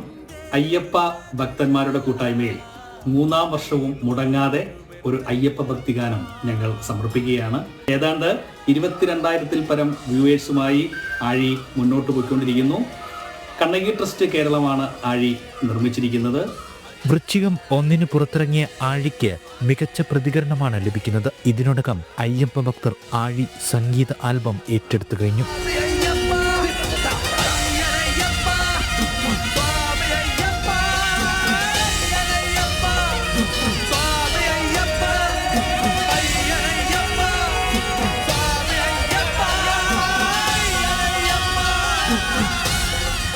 ജനം, പത്തനംതിട്ട. നമ്മൾ വളരെ പ്രധാനപ്പെട്ട ഒരു വാർത്തയിലേക്കാണ്. പ്രധാനപ്പെട്ടത് എന്ന് പറയുമ്പോൾ നമുക്കറിയാം, കാലാകാലങ്ങളായി നമ്മൾ ചർച്ച ചെയ്തുകൊണ്ടിരുന്നതാണ് നമ്മുടെ സർക്കാരിൻ്റെ ധൂർത്തിനെ കുറിച്ച്. എത്രയൊക്കെ സാമ്പത്തിക പ്രതിസന്ധി ഉണ്ടെങ്കിലും സർക്കാരിൻ്റെ ചില കാര്യങ്ങൾക്ക് പണം മുടക്കുന്നു എന്നുള്ളതാണ്. അതെ, പരസ്യത്തിന് വേണ്ടി. അതായത് ഈ കടുത്ത സാമ്പത്തിക പ്രതിസന്ധിക്കിടയിലും പരസ്യം നൽകാൻ സംസ്ഥാന സർക്കാർ ചിലവഴിക്കുന്നത് വൻ തുകയാണ്. നവമാധ്യമ ക്യാമ്പയിനുകൾക്കായി രണ്ടാം പിണറായി സർക്കാർ ചിലവിട്ടത് 78.86 ലക്ഷം രൂപ. ഇതിന്റെ വിവരാവകാശ രേഖ ജനം ടിവിക്ക് ലഭ്യമായിരിക്കുകയാണ്. ജനം എക്സ്ക്ലൂസീവ് വാർത്ത തന്നെയാണ്. ഈ വാർത്തയുമായുള്ള വിശദ വിവരങ്ങൾ രശ്മി കാർത്തിക നൽകും. രശ്മി, എന്താണ് വിശദാംശങ്ങൾ? റിപ്പോർട്ട് രശ്മി തയ്യാറാക്കി റിപ്പോർട്ട് കണ്ട ശേഷം രശ്മിയിലേക്ക് വരാം. ചെലവഴിച്ചതിന്റെ വിവരങ്ങൾ നവംബർ 10 ജനം ടി വി പുറത്തുവിട്ടിരുന്നു. ഇതിന് പിന്നാലെയാണ് നവമാധ്യമ പരസ്യങ്ങൾക്കും സർക്കാരിനെ പ്രകീർത്തിക്കുന്ന വീഡിയോകൾക്കുമായി ലക്ഷങ്ങൾ ചെലവഴിച്ചതിന്റെ കണക്കുകളും പുറത്തുവരുന്നത്.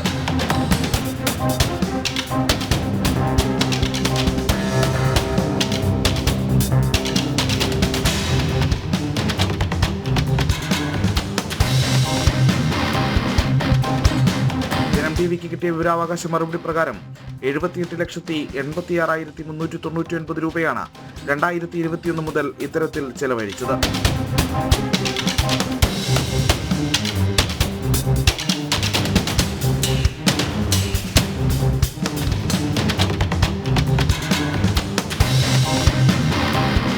ക്യാമ്പയിൻ വീഡിയോകൾക്കും മറ്റുമായി സർക്കാർ നിയോഗിച്ച 6 ഏജൻസികളിൽ 5 എണ്ണവും സ്വകാര്യ ഏജൻസികളാണെന്നും വിവരാവകാശ രേഖകൾ പറയുന്നു. 3.5 വർഷത്തിനിടെ ഒരു തവണ മാത്രമാണ് സർക്കാർ നിയന്ത്രണത്തിലുള്ള സ്ഥാപനമായ സീഡിറ്റിന്റെ സേവനം തേടിയിരിക്കുന്നത്.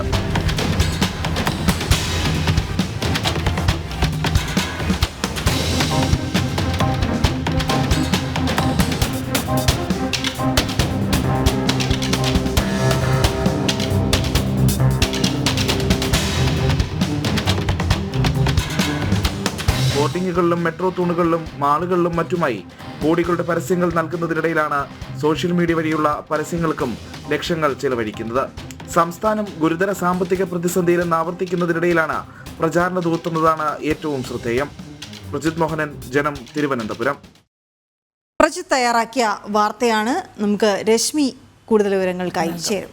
രശ്മി, 80 ലക്ഷം രൂപയോളം പരസ്യം നൽകാൻ ചെലവഴിക്കുക, അത് നവമാധ്യമ ക്യാമ്പയിനുകൾക്കായി. അത് ഈ 80 ലക്ഷം രൂപ ഉണ്ട് എങ്കിൽ എന്തൊക്കെ ചെയ്യാൻ കഴിയും, എത്ര പാവങ്ങൾക്ക് അവരുടെ ക്ഷേമ പെൻഷൻ വിതരണം ചെയ്യാൻ കഴിയും എന്ന കാര്യം കൂടി ആലോചിച്ചിട്ട് വേണം നമ്മൾ ഈ കണക്ക് ഒന്ന് വിലയിരുത്താൻ. രശ്മി.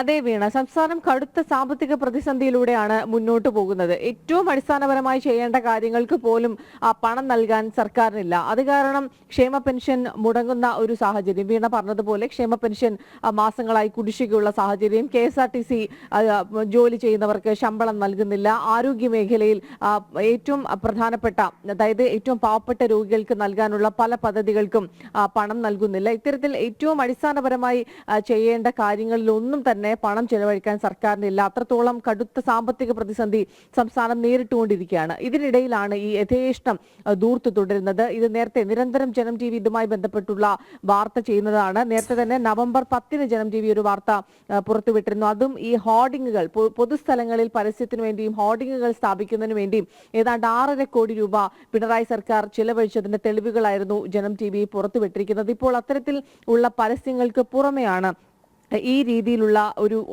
നവമാധ്യമങ്ങളിലൂടെ പരസ്യത്തിന് വേണ്ടിയും സർക്കാർ കോടിക്കണക്കിന് രൂപ ചിലവഴിക്കുന്നത്, ലക്ഷങ്ങൾ ചിലവഴിക്കുന്നത്. ഇപ്പോൾ 78,86,399 രൂപയാണ് 2021 മുതൽ ഇത്തരത്തിൽ സർക്കാർ ചിലവഴിച്ചിരിക്കുന്നത്. ഇതുമായി ബന്ധപ്പെട്ടുള്ള വിവരാവകാശ രേഖയാണ് ജനം TV പുറത്തുവിടുന്നത്. ഇതൊരു ശരിയായ രീതിയാണോ എന്നുള്ളതാണ് പൊതുസമൂഹത്തിൽ നിന്ന് തന്നെ ഉയരുന്ന ഒരു ചോദ്യം. ഇത്രത്തോളം സാമ്പത്തിക പ്രതിസന്ധി നിലനിൽക്കുമ്പോഴാണ് ഈ ഒരു യഥേഷ്ടം പിണറായി സർക്കാരിന്റെ ധൂർത്ത് തുടരുന്നത്. അതും ക്യാമ്പയിൻ വീഡിയോകൾക്കും മറ്റുമായി സർക്കാർ നിയോഗിച്ച 6 ഏജൻസികളിൽ അത് 5 എണ്ണവും പ്രൈവറ്റ് ആണ് എന്നുള്ളതാണ്. അതിൽ ഒരു തവണ മാത്രമാണ് സർക്കാർ നിയന്ത്രണത്തിലുള്ള സീഡിറ്റിന്റെ ഒരു സേവനം പിണറായി സർക്കാർ തേടിയിരിക്കുന്നത്. അപ്പോൾ ഇത്രത്തോളം ലക്ഷം രൂപയാണ് ഈ നവമാധ്യമത്തിലൂടെ മറ്റും സർക്കാരിനെ പ്രൊമോട്ട് ചെയ്യുന്ന വീഡിയോകൾക്കും പരസ്യത്തിനും വേണ്ടി ചിലവഴിച്ചുകൊണ്ടിരിക്കുന്നത്. അതിന് പുറമെ ഹോർഡിങ്ങുകൾക്കും മറ്റ് പൊതുസ്ഥലങ്ങളിലുള്ള പരസ്യത്തിനു വേണ്ടിയിട്ടും മറ്റ് തുകയും ചിലവഴിക്കുന്നുണ്ട്. ഈ രീതിയിൽ പിണറായി സർക്കാരിനെ പ്രകീർത്തിച്ച് ഉള്ള പരസ്യങ്ങൾക്ക് വേണ്ടിയിട്ടാണ് ഇത്രത്തോളം ലക്ഷം രൂപ ചിലവഴിക്കുന്നത്.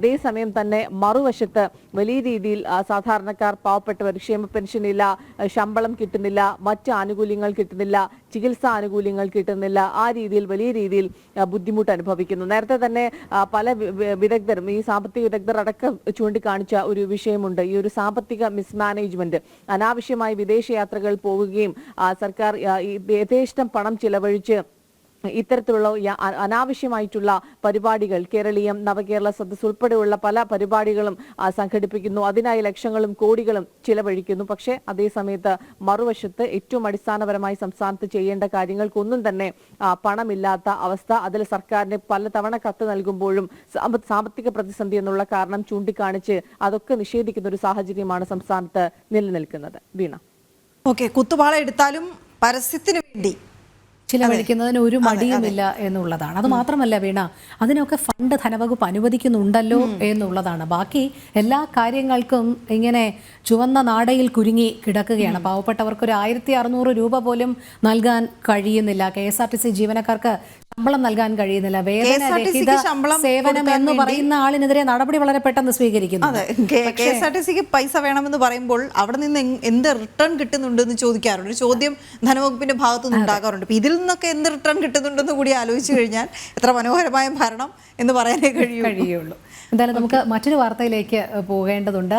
പന്തീരങ്കാവ് ഗാർഹിക പീഡന കേസിൽ ഉൾപ്പെട്ട യുവതി ഗുരുതര പരിക്കുകളോടെ ആശുപത്രിയിൽ. ഭർത്താവ് രാഹുൽ വീട്ടിൽ വെച്ച് മർദ്ദിച്ചെന്ന യുവതി ആശുപത്രിയിൽ മൊഴി നൽകി. പരാതിയില്ലെന്നും രക്ഷിതാക്കൾക്കൊപ്പം പോകാൻ അനുവദിക്കണമെന്നും യുവതി പന്തീരങ്കാവ് പോലീസിന് എഴുതി നൽകിയിരിക്കുകയാണ്. ദിസ്ന സുരേഷ് ചേരുന്നു. ദിസ്ന, ഈ പന്തീരങ്കാവ് സ്ത്രീ പീഡന കേസിൽ തുടക്കം മുതൽ നമുക്കറിയാം ഇര പലപ്പോഴും സമ്മർദ്ദങ്ങൾക്ക് അടിമപ്പെട്ട് മൊഴി ഇങ്ങനെ മാറ്റുന്ന ഒരു സാഹചര്യം ഉണ്ടായിട്ടുണ്ട്. ആദ്യം ഈ കേസ് രജിസ്റ്റർ ചെയ്ത് കോടതിയിൽ എത്തുമ്പോൾ പോലും അവർ തനിക്ക് പരാതിയില്ല എന്ന് പറയുന്നു. അന്ന് പോലീസ് സ്വീകരിച്ച ഒരു നടപടി എന്ന് പറയുന്നത് സമ്മർദ്ദത്തിന്റെ ഫലമായിട്ടാണ് ഈ യുവതി ഇത്തരത്തിലൊരു നീക്കത്തിലേക്ക് വന്നത്. അതുകൊണ്ട് അങ്ങനെ കാണരുത്, ഇത് കൃത്യമായ ഗാർഹിക പീഡനം തന്നെയാണ് എന്ന് തന്നെയാണ് പോലീസിന്റെ റിപ്പോർട്ട് പറയുന്നത്. പക്ഷേ ഇപ്പോൾ ഏറ്റവും ഒടുവിലായി യുവതി ഗുരുതര പരിക്കുകളോട് ആശുപത്രിയിലെന്നാണ് അറിയാൻ കഴിയുന്നത്. ഭർത്താവിന്റെ പീഡനമാണ്, ഭർത്താവ് വീട്ടിൽ വെച്ച് മർദ്ദിച്ചത് എന്നാണ് യുവതി ആശുപത്രിയിൽ മൊഴി നൽകിയത്. പക്ഷേ ഇതിൽ പരാതിയില്ലെന്നും രക്ഷിതാക്കൾക്കൊപ്പം പോകാൻ അനുവദിക്കണമെന്നുമാണ് നിലവിൽ ഇപ്പോൾ പോലീസിന് എഴുതി നൽകിയിരിക്കുന്നത്. എന്താണ് ഈ വൈരുദ്ധ്യത്തിന് കാരണം?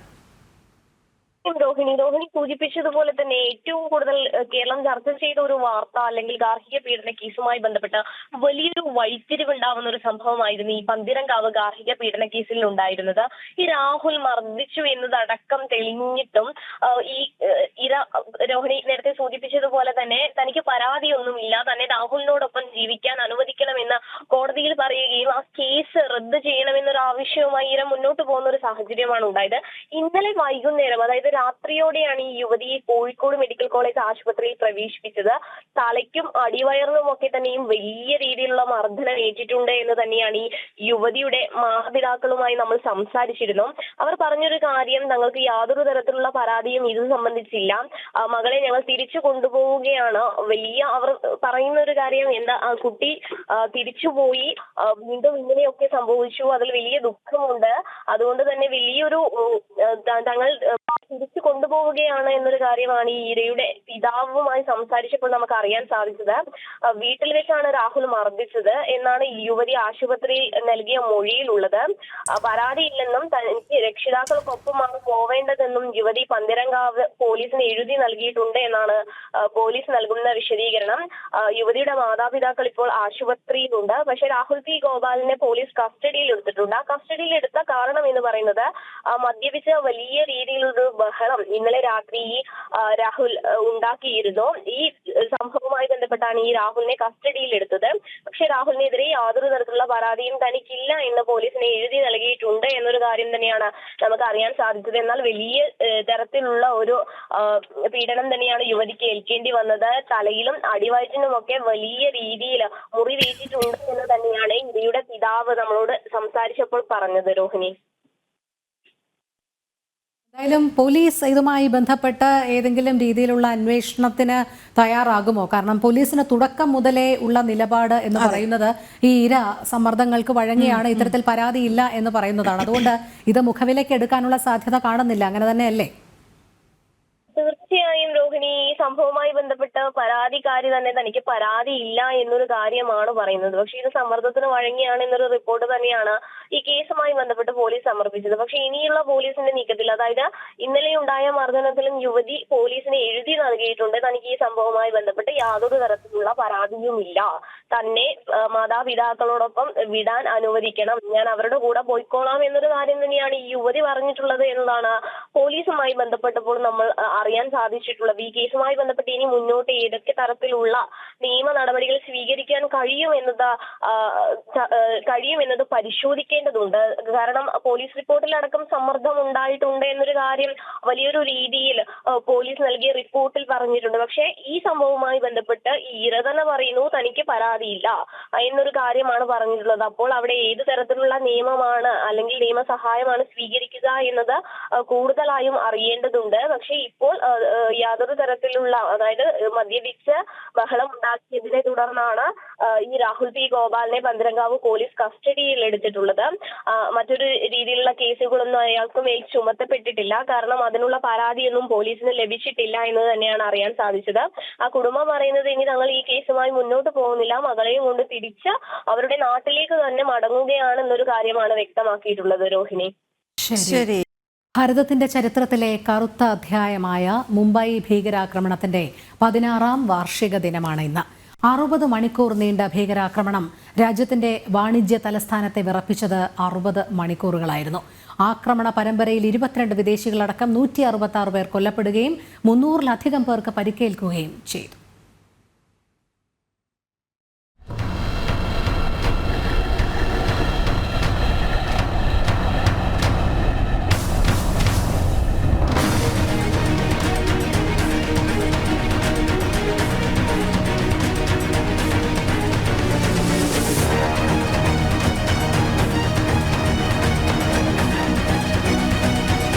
കറാച്ചിയിൽ നിന്ന് കടൽ മാർഗം 2008 നവംബർ 26 മുംബൈ തീരത്തെത്തിയ ഭീകരവാദികളാണ് ഭാരതത്തിന്റെ മണ്ണിൽ ഒരിക്കലും മറക്കാനും പൊറുക്കാനും ആഗ്രഹിക്കാത്ത മുറിവുണ്ടാക്കിയത്.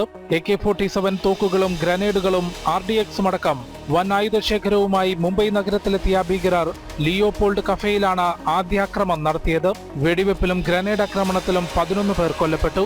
മിനിറ്റുകളുടെ വ്യത്യാസത്തിൽ താജ്മഹൽ പാലസ്, ശിവാജി മഹാരാജ് ടെർമിനസ്, നരിമാൻ പോയിന്റിലെ ട്രൈഡന്റ് ഹോട്ടൽ, കാമ ആശുപത്രി എന്നിവിടങ്ങളിൽ വെടിവെപ്പും വലിയ സ്ഫോടനങ്ങളും ഉണ്ടായി. ഛത്രപതി ശിവാജി ടെർമിനസിലെ അക്രമത്തിൽ മാത്രം സുരക്ഷാ ഉദ്യോഗസ്ഥരുൾപ്പെടെ 66 പേർ കൊല്ലപ്പെട്ടു.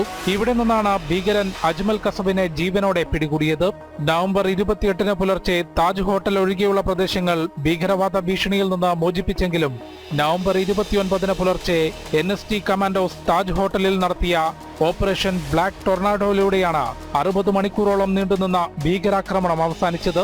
മഹാരാഷ്ട്ര ഭീകരവിരുദ്ധ സേനാ തലവൻ Hemant Karkare, additional police commissioner Ashok Kamte, encounter specialist Vijay Salaskar, മലയാളിയായ മേജർ സന്ദീപ് ഉണ്ണികൃഷ്ണൻ തുടങ്ങി 18 സുരക്ഷാ ഉദ്യോഗസ്ഥർ മുംബൈ ഭീകരാക്രമണത്തിൽ വീരമൃത്യു വരിച്ചു. ജീവനോടെ പിടികൂടിയ പാക് ഭീകരൻ മുഹമ്മദ് അജ്മൽ അമീർ കസബിനെ 2012 തൂക്കിലേറ്റിയെങ്കിലും രാജ്യത്തെ നടുക്കിയ ഭീകരാക്രമണത്തിന് അന്നത്തെ ഭരണ നേതൃത്വം എന്തു മറുപടി നൽകിയെന്ന ചോദ്യം ബാക്കിയാണ്.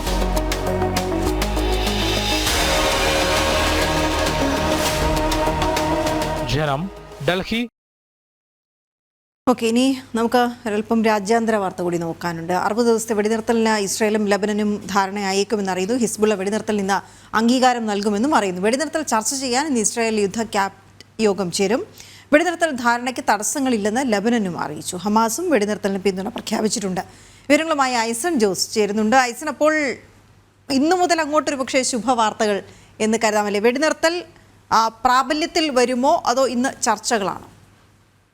വീണ, ഇന്ന് വെടിനിർത്തൽ സംബന്ധിച്ച യുദ്ധ ക്യാബിനറ്റിൻ്റെ യോഗമാണ് നടക്കുന്നത്. തീർച്ചയായും നമുക്ക് ലഭ്യമാകുന്ന സൂചനകളനുസരിച്ച് ഇന്നലെ തന്നെ പുറത്തു വന്ന വാർത്തകളുടെയും സൂചനകളുടെയും അടിസ്ഥാനത്തിൽ വെടിനിർത്തൽ 60 ദിവസത്തേക്ക് സാധ്യമാകുമെന്ന് തന്നെ ഏതാണ്ട് പൂർണ്ണമായും ഉറപ്പിക്കാവുന്നൊരു സാഹചര്യം തന്നെയാണ് നിലവിലുള്ളത് എന്നതൊരു യാഥാർത്ഥ്യം തന്നെയാണ്.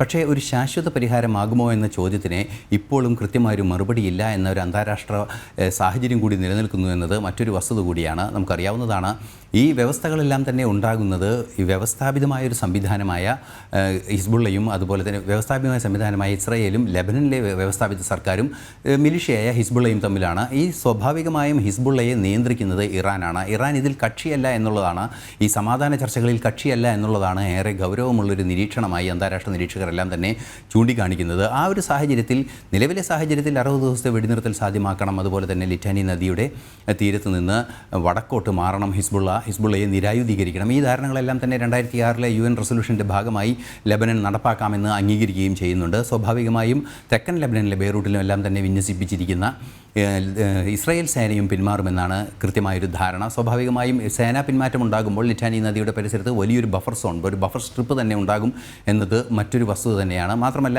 ആ ബഫർ സ്ട്രിപ്പ് ഉണ്ടാകുന്നതോടുകൂടി കൃത്യമായി ഈ ബഫർ സോണിൽ ഏതൊക്കെ ഭാഗങ്ങൾ ഇസ്രായേലിൻ്റെ ഭാഗമാണ്, അതുപോലെ തന്നെ ലബനൻ്റെ ഭാഗമാണ് എന്ന് നിശ്ചയിക്കുന്നതിനുള്ള അതിർത്തി മാർക്ക് ചെയ്യുകയും ആ അതിർത്തി മാർക്ക് ചെയ്തു കഴിഞ്ഞാൽ കൃത്യമായി ഈ ധാരണ പൂർണ്ണമായും നടപ്പാക്കുകയും ചെയ്യുമെന്നുള്ളതാണ് പ്രതീക്ഷാ നിർഭരമായൊരു കാര്യമായി നിലനിൽക്കുന്നത്.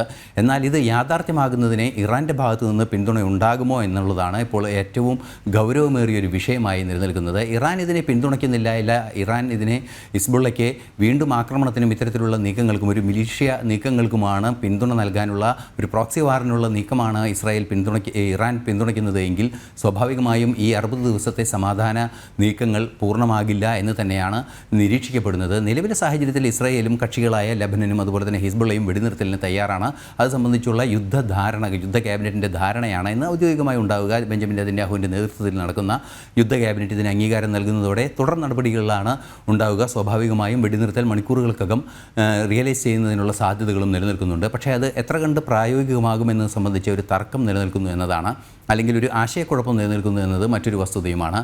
സ്വാഭാവികമായും നമുക്കറിയാവുന്നതാണ്, ഹമാസ് ഇതിനെ അനുകൂലിക്കുന്നൊരു ധാരണയുണ്ട് എങ്കിൽ കൂടി ഹൂതി വിമതർ ഒരു തരത്തിലും അംഗീകരിച്ചിട്ടില്ല. അതുപോലെ തന്നെ ഇറാനിലുള്ള പോപ്പുലർ ഫോഴ്സ് എന്നുള്ള രീതിയിലുള്ള സംവിധാനങ്ങൾ, അതുപോലെ ഗൊലാൻ കുന്നിലെ ഇസ്ലാമിക് റവല്യൂഷണറി ഗാർഡ്സ് കോർപ്സ്, അത്തരത്തിലുള്ള സംവിധാനം ഇറാൻ്റെ ഔദ്യോഗികമോ അനൗദ്യോഗികമോ അല്ലാത്ത ഒരു മിലിഷ്യ സംവിധാനം, ഇത്തരത്തിലുള്ള സംവിധാനങ്ങളൊന്നും ഇതിനെ അംഗീകരിക്കുന്ന ഒരു സാഹചര്യം നിലവിലെ സൂചനകൾ പ്രകാരം കാണാനാവില്ല എന്നതുകൊണ്ട് തന്നെ ശാശ്വതമായൊരു പരിഹാരമായി ഇതിനെ കാണാൻ സാധിക്കില്ല. മാത്രമല്ല, ഈ ധാരണ 60 ദിവസത്തേക്കാണ് എന്നുള്ളതും ഏറെ ഗൗരവത്തോടെ കാണേണ്ട ഒരു വിഷയമാണ്.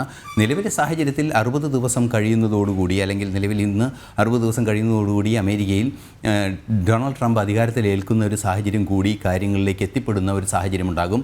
അപ്പോൾ ഏത് രീതിയിലാണ് തുടർ നടപടികൾ ഉണ്ടാവുക എന്നും കാത്തിരുന്ന് കാണേണ്ടതുണ്ട്. പശ്ചിമേഷ്യയിലെ സംഭവവികാസങ്ങൾ ഒരു അർത്ഥത്തിൽ പറഞ്ഞാൽ അമേരിക്ക ഉൾപ്പെടെയുള്ള രാജ്യങ്ങളുടെ നിലപാടുകളെ കൂടി ബാധിക്കുന്നതാണ്, അല്ലെങ്കിൽ നിലപാടുകളെ കൂടി ആശ്രയിച്ചിരിക്കുമെന്നതാണ് അന്താരാഷ്ട്ര നിരീക്ഷകരെല്ലാം തന്നെ ചൂണ്ടിക്കാണിക്കുന്നത്. വീണ. ഓക്കെ, ശരിയായി സർ. മറ്റൊരു വാർത്തയിലേക്ക് പോവുകയാണ്. BJP സംസ്ഥാന ഭാരവാഹി യോഗം ഇന്ന് കൊച്ചിയിൽ ചേരും. സംഘടനാ സംവിധാനം ചിട്ടപ്പെടുത്തുന്ന നടപടികളുടെ ഭാഗമായാണ് യോഗം. എറണാകുളം മറൈൻ ഹോട്ടലിലാണ് യോഗവും ശില്പശാലയും. ദേശീയ തലത്തിൽ നിന്നുള്ള പ്രതിനിധിയും BJP സംസ്ഥാന പ്രസിഡന്റ് കെ സുരേന്ദ്രൻ ഉൾപ്പെടെയുള്ള നേതാക്കളും യോഗത്തിൽ പങ്കെടുക്കും. സുധേഷ് ഗോപാൽ ചേരുന്നു. സുധേഷ്, വിവരങ്ങൾ.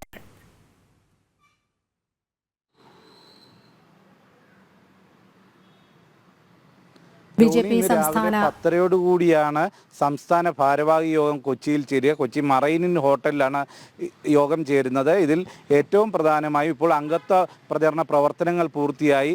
അവർക്ക് ഇനിയും ബൂത്ത് തലം മുതലുള്ള തെരഞ്ഞെടുപ്പുകൾ, ഭാരവാഹി തെരഞ്ഞെടുപ്പുകളും മറ്റും നടക്കുകയാണ്. അപ്പോൾ അതിനു വേണ്ട ഓരോ റിട്ടേണിംഗ് ഓഫീസർമാർക്കും വേണ്ട പരിശീലനങ്ങൾ നൽകുക, അതിനുവേണ്ടിയുള്ള ശില്പശാല സംഘടിപ്പിക്കുന്നുണ്ട്. അതോടൊപ്പം തന്നെ ജില്ലാ പ്രസിഡന്റുമാരടക്കമുള്ള സംസ്ഥാന പ്രസിഡന്റും അതോടൊപ്പം തന്നെ ജനറൽ സെക്രട്ടറിമാർ, ഉപാധ്യക്ഷന്മാർ അടക്കമുള്ളവരെല്ലാം തന്നെ ഇന്നത്തെ യോഗത്തിൽ പങ്കെടുക്കുന്നുണ്ട്. വൈകിട്ട് 5 വരെയാണ് ശില്പശാല നടത്തുന്നത്. ഇത് ഇനിയും വരാൻ പോകുന്ന പ്രവർത്തനങ്ങളെ ഏകോപിപ്പിക്കുന്ന അടക്കമുള്ള പ്രവർത്തനങ്ങൾ ചിട്ടപ്പെടുത്തുന്നതിന് കൂടിയാണ് ഇന്ന് യോഗം കൊച്ചിയിൽ ചേരുന്നത്. രോഹിണി. ശരി, BJP സംസ്ഥാന ഭാരവാഹി യോഗം ഇന്ന് സുധീഷ് ഗോപാലാണ് വിവരങ്ങൾ നൽകിയത്.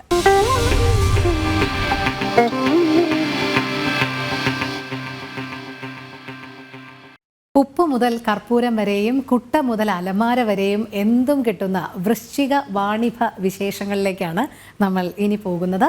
മധ്യ തിരുവിതാംകൂറിലെ ഏറ്റവും വലിയ വ്യാപാര വിപണന മേളയാണ് പത്തനംതിട്ടയിലെ തെളിയൂർക്കാവ് വൃശ്ചിക വാണിഭം. ഒരു നാടിൻ്റെ പ്രാചീന സാംസ്കാരിക പൈതൃകം അതേപടി നിലനിർത്തി പോരുന്ന വൃശ്ചിക വാണിഭ കാഴ്ചകളിലേക്ക്.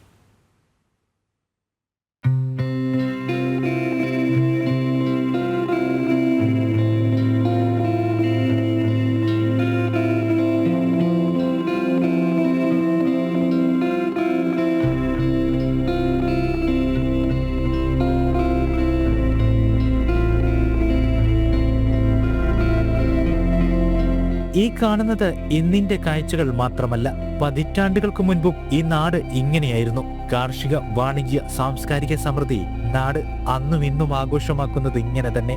ക്ഷേത്രപ്രവേശന വിളംബരത്തിന് മുമ്പ് ആരംഭിച്ച ആചാരം മേളയായി പരിണമിച്ച് തെള്ളിയൂർക്കാവ് ഭഗവതി ക്ഷേത്ര പരിസരത്ത് ഇന്നും തുടർന്നു പോരുന്നു. എല്ലാ വർഷവും വൃശ്ചികം 1 മുതൽ 10 വരെയാണ് മഹാമേള. നൂറ്റാണ്ടുകൾ പഴക്കമുള്ള ഗ്രാമീണ മേളയാണ്. തെള്ളിയൂർക്കാവ് ഭഗവതി ക്ഷേത്രത്തിൻ്റെ ആചാരവുമായി ബന്ധപ്പെട്ട് ക്ഷേത്രപ്രവേശനത്തിന് മുമ്പ് തെള്ളിയൂർ അമ്പലത്തിൻ്റെ മുൻവശത്തുള്ള മതിൽക്കെട്ടിലായിരുന്നു ക്ഷേത്രത്തിലേക്ക് ഓരോ കർഷകരും അവർ ചെയ്ത ഉൽപ്പന്നങ്ങൾ, അപ്പോൾ അരയ സമുദായത്തിലെ അംഗങ്ങൾ അവരുടെ ഉൽപ്പന്നമായ സ്രാവ് അങ്ങനെ ഭഗവതിക്ക് കാഴ്ചവെച്ച് പരസ്പരം കൈമാറി ലേലം ചെയ്ത് ഓരോരുത്തർ കൊണ്ടുവരുന്ന ഉൽപ്പന്നങ്ങൾ അവർ പരസ്പരം കൈമാറി അങ്ങനെ ഒരു വലിയ മേളയായിട്ട്. അപ്പോൾ ഇതിൻ്റെ എത്ര വർഷം ആയെന്നോ ചരിത്രം നമുക്കറിയത്തില്ല. അത് വർഷങ്ങൾക്ക് നൂറ്റാണ്ടുകൾ പഴക്കമുള്ള മേളയാണ്. ക്ഷേത്രപ്രവേശനം കഴിഞ്ഞത് തന്നെ നമ്മുടെ ഭഗവതി ക്ഷേത്രം ഈ കാണുന്ന ആനക്കൊട്ടിലിൽ വെള്ളി പരമ്പ് വിരിച്ച് അവിടെയാണ് ധാന്യങ്ങൾ സമർപ്പിച്ച് ആചാരപരമായ കാര്യങ്ങൾ നടക്കുന്നത്. ഇത് കഴിഞ്ഞ വർഷം വരെ ഒരു സ്വകാര്യ വ്യക്തിയായിരുന്നു 80% ഈ മേള നടത്തിപ്പ്. അദ്ദേഹം ഇപ്പം ജയിലിലാണ്. ഇവിടെ PRD ഫൈനാൻസ്, GNG ഫൈനാൻസ് എന്ന് പറഞ്ഞ ഒരു സ്ഥാപനം നടത്തി അദ്ദേഹം ഈ നാട്ടിലെ ജനങ്ങളെ മറ്റും പറ്റിച്ച് ആ കുടുംബം ഇപ്പം ജയിലിലാണ്. അത് കഴിഞ്ഞ് ഈ പ്രാവശ്യം MLAയുടെ നേതൃത്വത്തിൽ കളക്ടറുടെ അധ്യക്ഷതയിൽ നടന്ന യോഗത്തിൽ തീരുമാനമായി ദേവസ്വം ബോർഡ് വളരെ പൂർവാധികം ഭംഗിയായി ഈ മേള നടത്തണമെന്ന് തീരുമാനമായി. അതിൻ്റെ ഭാഗമായി ഒരു 99% വ്യാപാര സ്ഥാപനങ്ങളും ഈ 10.5 ഏക്കർ ഉള്ള ഭഗവതിയുടെ ഈ അമ്പലത്തിൻ്റെ കോമ്പൗണ്ടിലാണ് നടക്കുന്നത്. വൃശ്ചിക വാണിഭത്തിൽ കിട്ടാത്തതായി ഒന്നുമില്ല. പറ, നാഴി, മൺപാത്രങ്ങൾ എന്നു തുടങ്ങി ഇരുമ്പ്, ഉരുക്ക്, പണിയായുധങ്ങൾ വരെ ഇവിടെയുണ്ട്. നാടൻ ഭക്ഷണ വിഭവങ്ങൾ, ഫർണിച്ചറുകൾ എന്നുവേണ്ട പറഞ്ഞാൽ തീരാത്തത്ര സാധന സാമഗ്രികൾ. ഉണക്ക സ്രാവാണ് വൃശ്ചിക വാണിഭത്തിലെ പ്രധാന വിൽപ്പന ഇനം. ഇവിടെ ഏറ്റവും കൂടുതൽ ആവശ്യക്കാർ പാൽ സ്രാവാണ് ഏറ്റവും കൂടുതൽ ഉപഭോക്താക്കൾ ഇവിടെ വരുന്നത്. ഏറ്റവും നല്ല സ്രാവ് വെള്ള സ്രാവാണ്, അതായത് പാൽ സ്രാവ് എന്ന് പറയും. ഏകദേശം സ്രാവിൽ ഏകദേശം ഒരു 12 ഇനത്തോളം ഉണ്ട്. അതായത് ഏറ്റവും കൂടുതൽ ഇവിടെ വിറ്റഴിയുന്ന പാൽ സ്രാവും അതുപോലെ തന്നെയാണെങ്കിൽ കൊമ്പൻ സ്രാവുമാണ്. അപ്പോഴത്തേക്ക് ഈ 2 എണ്ണത്തിനും വേണ്ടി ഇഷ്ടംപോലെ ഗുണഭോക്താക്കൾ ഇവിടെ എത്താറുണ്ട്. വരും വർഷങ്ങളിൽ വൃശ്ചിക വാണിഭം വിപുലമാക്കുമെന്ന സ്ഥലം MLA ഇവിടെയുള്ള എല്ലാവരുമായും ആലോചിച്ച്, ക്ഷേത്ര ഉപദേശക സമിതിയുമായും നാട്ടുകാരുമായും എല്ലാം ആലോചിച്ച് ജില്ലാ ഭരണകൂടത്തിൻ്റെ തന്നെ ഒരു മുൻകൈ ഇക്കാര്യത്തിൽ കൊണ്ടുവരാൻ കഴിഞ്ഞു. കളക്ടറുടെ നേതൃത്വത്തിൽ ഇതാദ്യമായി ജില്ലയിലെ എല്ലാ ഉയർന്ന ഉദ്യോഗസ്ഥരെയും ഒരുമിച്ച് അണിനിരത്തി യോഗങ്ങൾ ജില്ലാതലത്തിൽ ചേർന്നു, പ്രാദേശികമായി ചേർന്നു. ദേവസ്വം ബോർഡിൻ്റെ വലിയ ചുമതല ഇക്കാര്യത്തിൽ കൊണ്ടുവന്നു. കാര്യങ്ങൾ ക്രമപ്പെടുത്താൻ കഴിഞ്ഞു. ഈ വർഷത്തെ അനുഭവങ്ങൾ കൂടി വെച്ചുകൊണ്ട് വരും വർഷം തെള്ളിയൂർ വൃശ്ചിക വാണിഭം ഒരു വലിയ തരത്തിലുള്ള, കേരളമാകെ ശ്രദ്ധിക്കുന്ന തരത്തിലുള്ള ഒരു വലിയ ഉത്സവമാക്കി, ഒരേ സമയം ഇതിൻ്റെ വാണിഭം എന്ന പേരിൽ അർത്ഥവത്തായിട്ടുള്ള ഇതിനിവിടെയുള്ള വിപണിയുടെ ഒരു സാന്നിധ്യം അത് കൂടുതൽ മഹനീയമാക്കുക എന്നുള്ളതും വിപുലമാക്കുക എന്നുള്ളതും. പുതുതലമുറയ്ക്ക് കൗതുക കാഴ്ചകൾ സമ്മാനിക്കുന്നുണ്ട് ഇവിടെ പലതും. പാരമ്പര്യ പ്രൗഢി തലമുറകളിൽ നിന്നും തലമുറകളിലേക്ക് കൈമാറുന്ന അപൂർവ കാഴ്ച. ഒരു വർഷത്തെ നാട്ടാരുടെ കാത്തിരിപ്പ്, ഒരുക്കങ്ങൾ, തയ്യാറെടുപ്പുകൾ, അതെല്ലാമാണ് ഓരോ തവണത്തെയും വൃശ്ചിക വാണിഭം.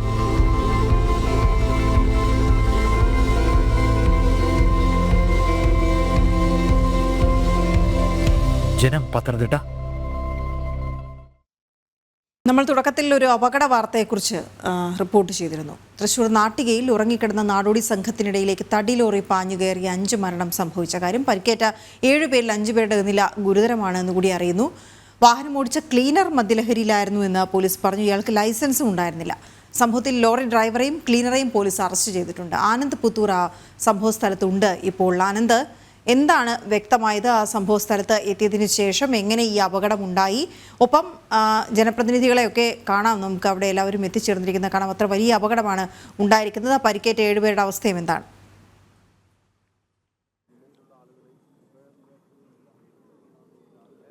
അതായത് നമ്മളിപ്പോൾ ഈ ദൃശ്യങ്ങളിൽ നിന്ന് കാണുന്നതാണ് ഈ സ്ഥലം.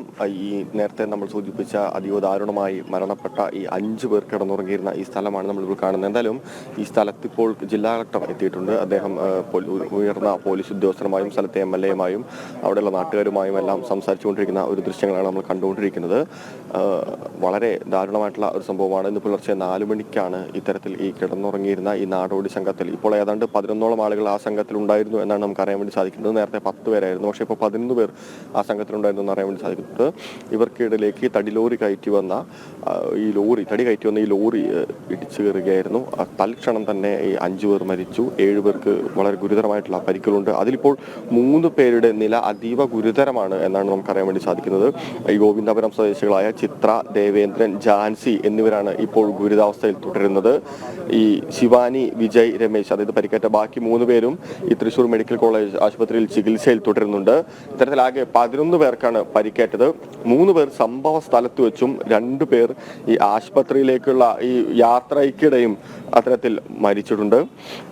3 പേരുടെ മൃതദേഹങ്ങൾ തൃശൂർ ജില്ലാ ആശുപത്രിയിലും 2 പേരുടെ മൃതദേഹങ്ങൾ തൃശൂർ മെഡിക്കൽ കോളേജ് ആശുപത്രിയിലുമാണ് ഇപ്പോൾ ഉള്ളത്. എന്തായാലും ഈ ഡ്രൈവറും ക്ലീനറും, അതായത് ഈ വണ്ടി ഓടിച്ചിരുന്ന ഡ്രൈവറും ക്ലീനറും മദ്യപിച്ചതായാണ് നമുക്ക് അറിയാൻ വേണ്ടി സാധിക്കുന്നത്. ഈ ക്ലീനറാണ് ഈ വാഹനം ഓടിച്ചത്. മാത്രമല്ല ഈ ക്ലീനർക്ക് ലൈസൻസ് ഉണ്ടായിരുന്നില്ല എന്നുള്ള വിവരങ്ങളും പുറത്തു വരുന്നുണ്ട്. ഈ കണ്ണൂർ ആലങ്കോട് സ്വദേശിയായ ക്ലീനർ അലക്സിനെയും അതുപോലെ തന്നെ കണ്ണൂർ സ്വദേശിയായ ഈ ഡ്രൈവറായിരുന്ന ജോസിനെയും പോലീസ് കസ്റ്റഡിയിൽ എടുത്തിട്ടുണ്ട്. ഈ ഡ്രൈവറായി നിശ്ചയിച്ചിരുന്ന ജോസ് മദ്യപിച്ച ശേഷം വാഹനത്തിൽ കിടന്നുറങ്ങുകയായിരുന്നു എന്നാണ് പ്രാഥമികമായിട്ട് നമുക്ക് അറിയാൻ വേണ്ടി സാധിച്ചിരുന്നത്. മദ്യലഹരിയിൽ വാഹനം ഓടിച്ച് ലൈസൻസ് ഇല്ലാത്ത ക്ലീനറായ അലക്സ് ആണ്. എന്തായാലും ഗുരുതരമായിട്ടുള്ള ഒരു കുറ്റം തന്നെയാണ്. മനഃപൂർവ്വം അല്ലാത്ത നരഹത്യ എന്നൊക്കെ നമുക്ക് പറയാമെങ്കിലും പക്ഷേ വളരെ ഗുരുതരമായിട്ടുള്ള 5 പേരുടെ ജീവൻ തൽക്ഷണം തന്നെ നഷ്ടപ്പെടുന്ന അവസ്ഥയിലേക്ക് ഉണ്ടായിട്ടുള്ള ഒരു അലംഭാവം തന്നെയാണ് ഉണ്ടായിട്ടുള്ളതെന്നതിൽ യാതൊരു സംശയവുമില്ല. നമ്മൾ ദൃശ്യം കാണുന്ന കളക്ടർ വന്ന് കൂടുതൽ കാര്യങ്ങളുമായി ബന്ധപ്പെട്ടുകൊണ്ടുള്ള കാര്യങ്ങൾ അറിയിക്കുകയാണ്. അതായത് ഈ മരിച്ച ആളുകൾ കാളിയപ്പൻ, 50 വയസ്സുള്ള കാളിയപ്പൻ, 20 വയസ്സുള്ള ബംഗാരി, 4 വയസ്സുള്ള ഒരു കുട്ടിയാണ് ജീവൻ, 39 വയസ്സുള്ള നാഗമ്മ, അതുപോലെ തന്നെ 1 വയസ്സുള്ള വിശ്വ എന്നിവരാണ് ഈ മരിച്ചവരിലുള്ളത്. ഗോവിന്ദാപുരം സ്വദേശികളാണ് ഈ മരിച്ചവർ. എന്തായാലും ബാക്കിയുള്ള 3 പേരുടെ നില അതീവ ഗുരുതരമായി, അതായത് നിലവിൽ ആശുപത്രിയിൽ ചികിത്സയിലുള്ള 3 പേരുടെ നില അതീവ ഗുരുതരമായി തുടരുന്നുണ്ട്. അതുപോലെ തന്നെ ഒരു 6 വയസ്സുള്ള കുട്ടിയും ഇത്തരത്തിൽ ആശുപത്രിയിൽ മെഡിക്കൽ കോളേജിൽ ചികിത്സയിലാണ്. ശിവാനി എന്നാണ് കുട്ടിയുടെ പേര്. 24 വയസ്സുള്ള വിജയ്, 26 വയസ്സുള്ള രമേശ് എന്നിവരും തൃശൂർ മെഡിക്കൽ കോളേജ് ആശുപത്രിയിൽ ചികിത്സയിലാണ്. എന്തായാലും പോലീസുമായി ബന്ധപ്പെട്ടുകൊണ്ടുള്ള തുടർ നടപടികൾ സ്വീകരിക്കുന്നുണ്ട്. കളക്ടർ സ്ഥലത്തെത്തിയിട്ടുണ്ട്, MLA സ്ഥലത്തുണ്ട്, DYSP സ്ഥലത്തുണ്ട്. ഇതുമായി ബന്ധപ്പെട്ടുകൊണ്ടുള്ള കാര്യങ്ങൾ MLA കളക്ടർക്ക് വിശദീകരിച്ചുകൊണ്ടിരിക്കുകയാണ്. എന്തായാലും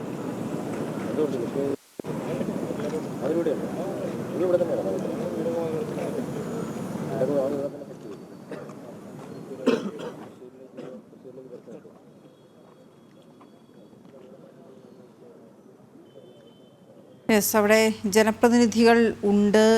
അവർക്ക് ഈ എന്താണ് സംഭവിച്ചത് തുടങ്ങിയ കാര്യങ്ങളിലൊരു വ്യക്തത അത്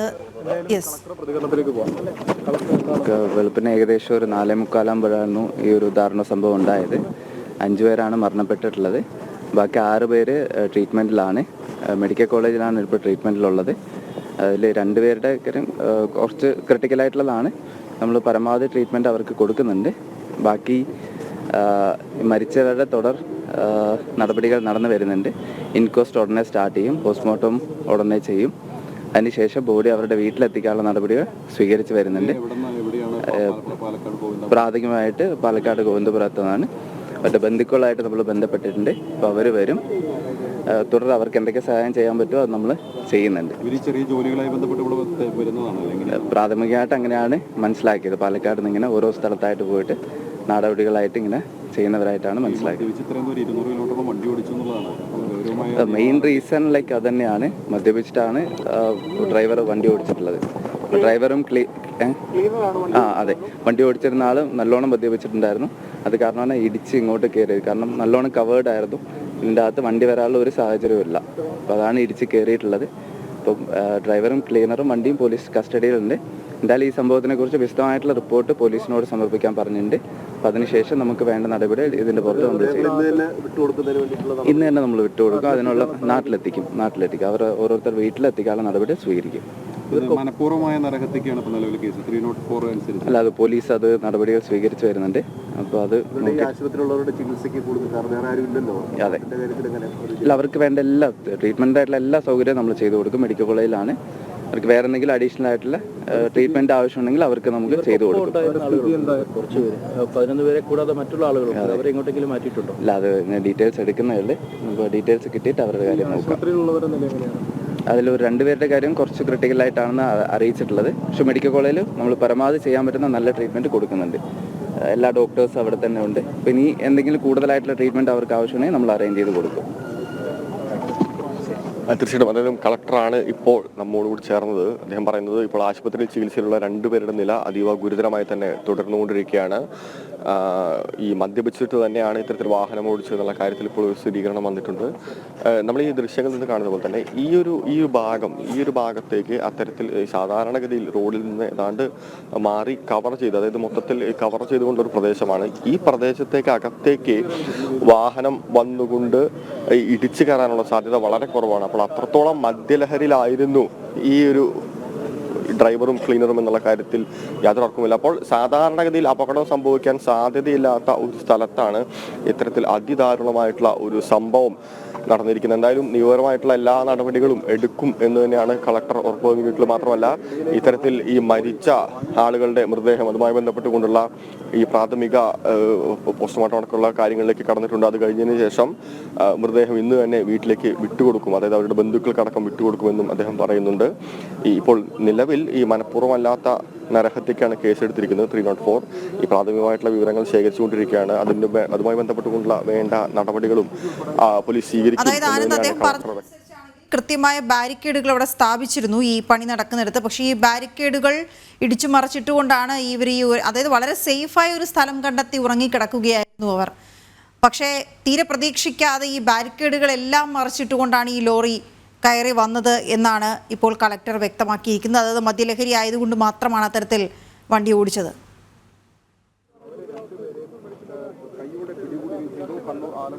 തീർച്ചയായിട്ടും എന്തായാലും നമ്മളോട് ഇപ്പോൾ നാട്ടിക MLA ചേരുന്നുണ്ട്. അതായത് യാതൊരു കാരണവശാലും ഇങ്ങോട്ട് ഇടിച്ചു കയറി വരാനുള്ള ഒരു സാധ്യത ഇല്ല എന്നാണ് കളക്ടർ പറയുന്നത്, സ്വാഭാവികമായിട്ടുള്ള രീതിയിൽ.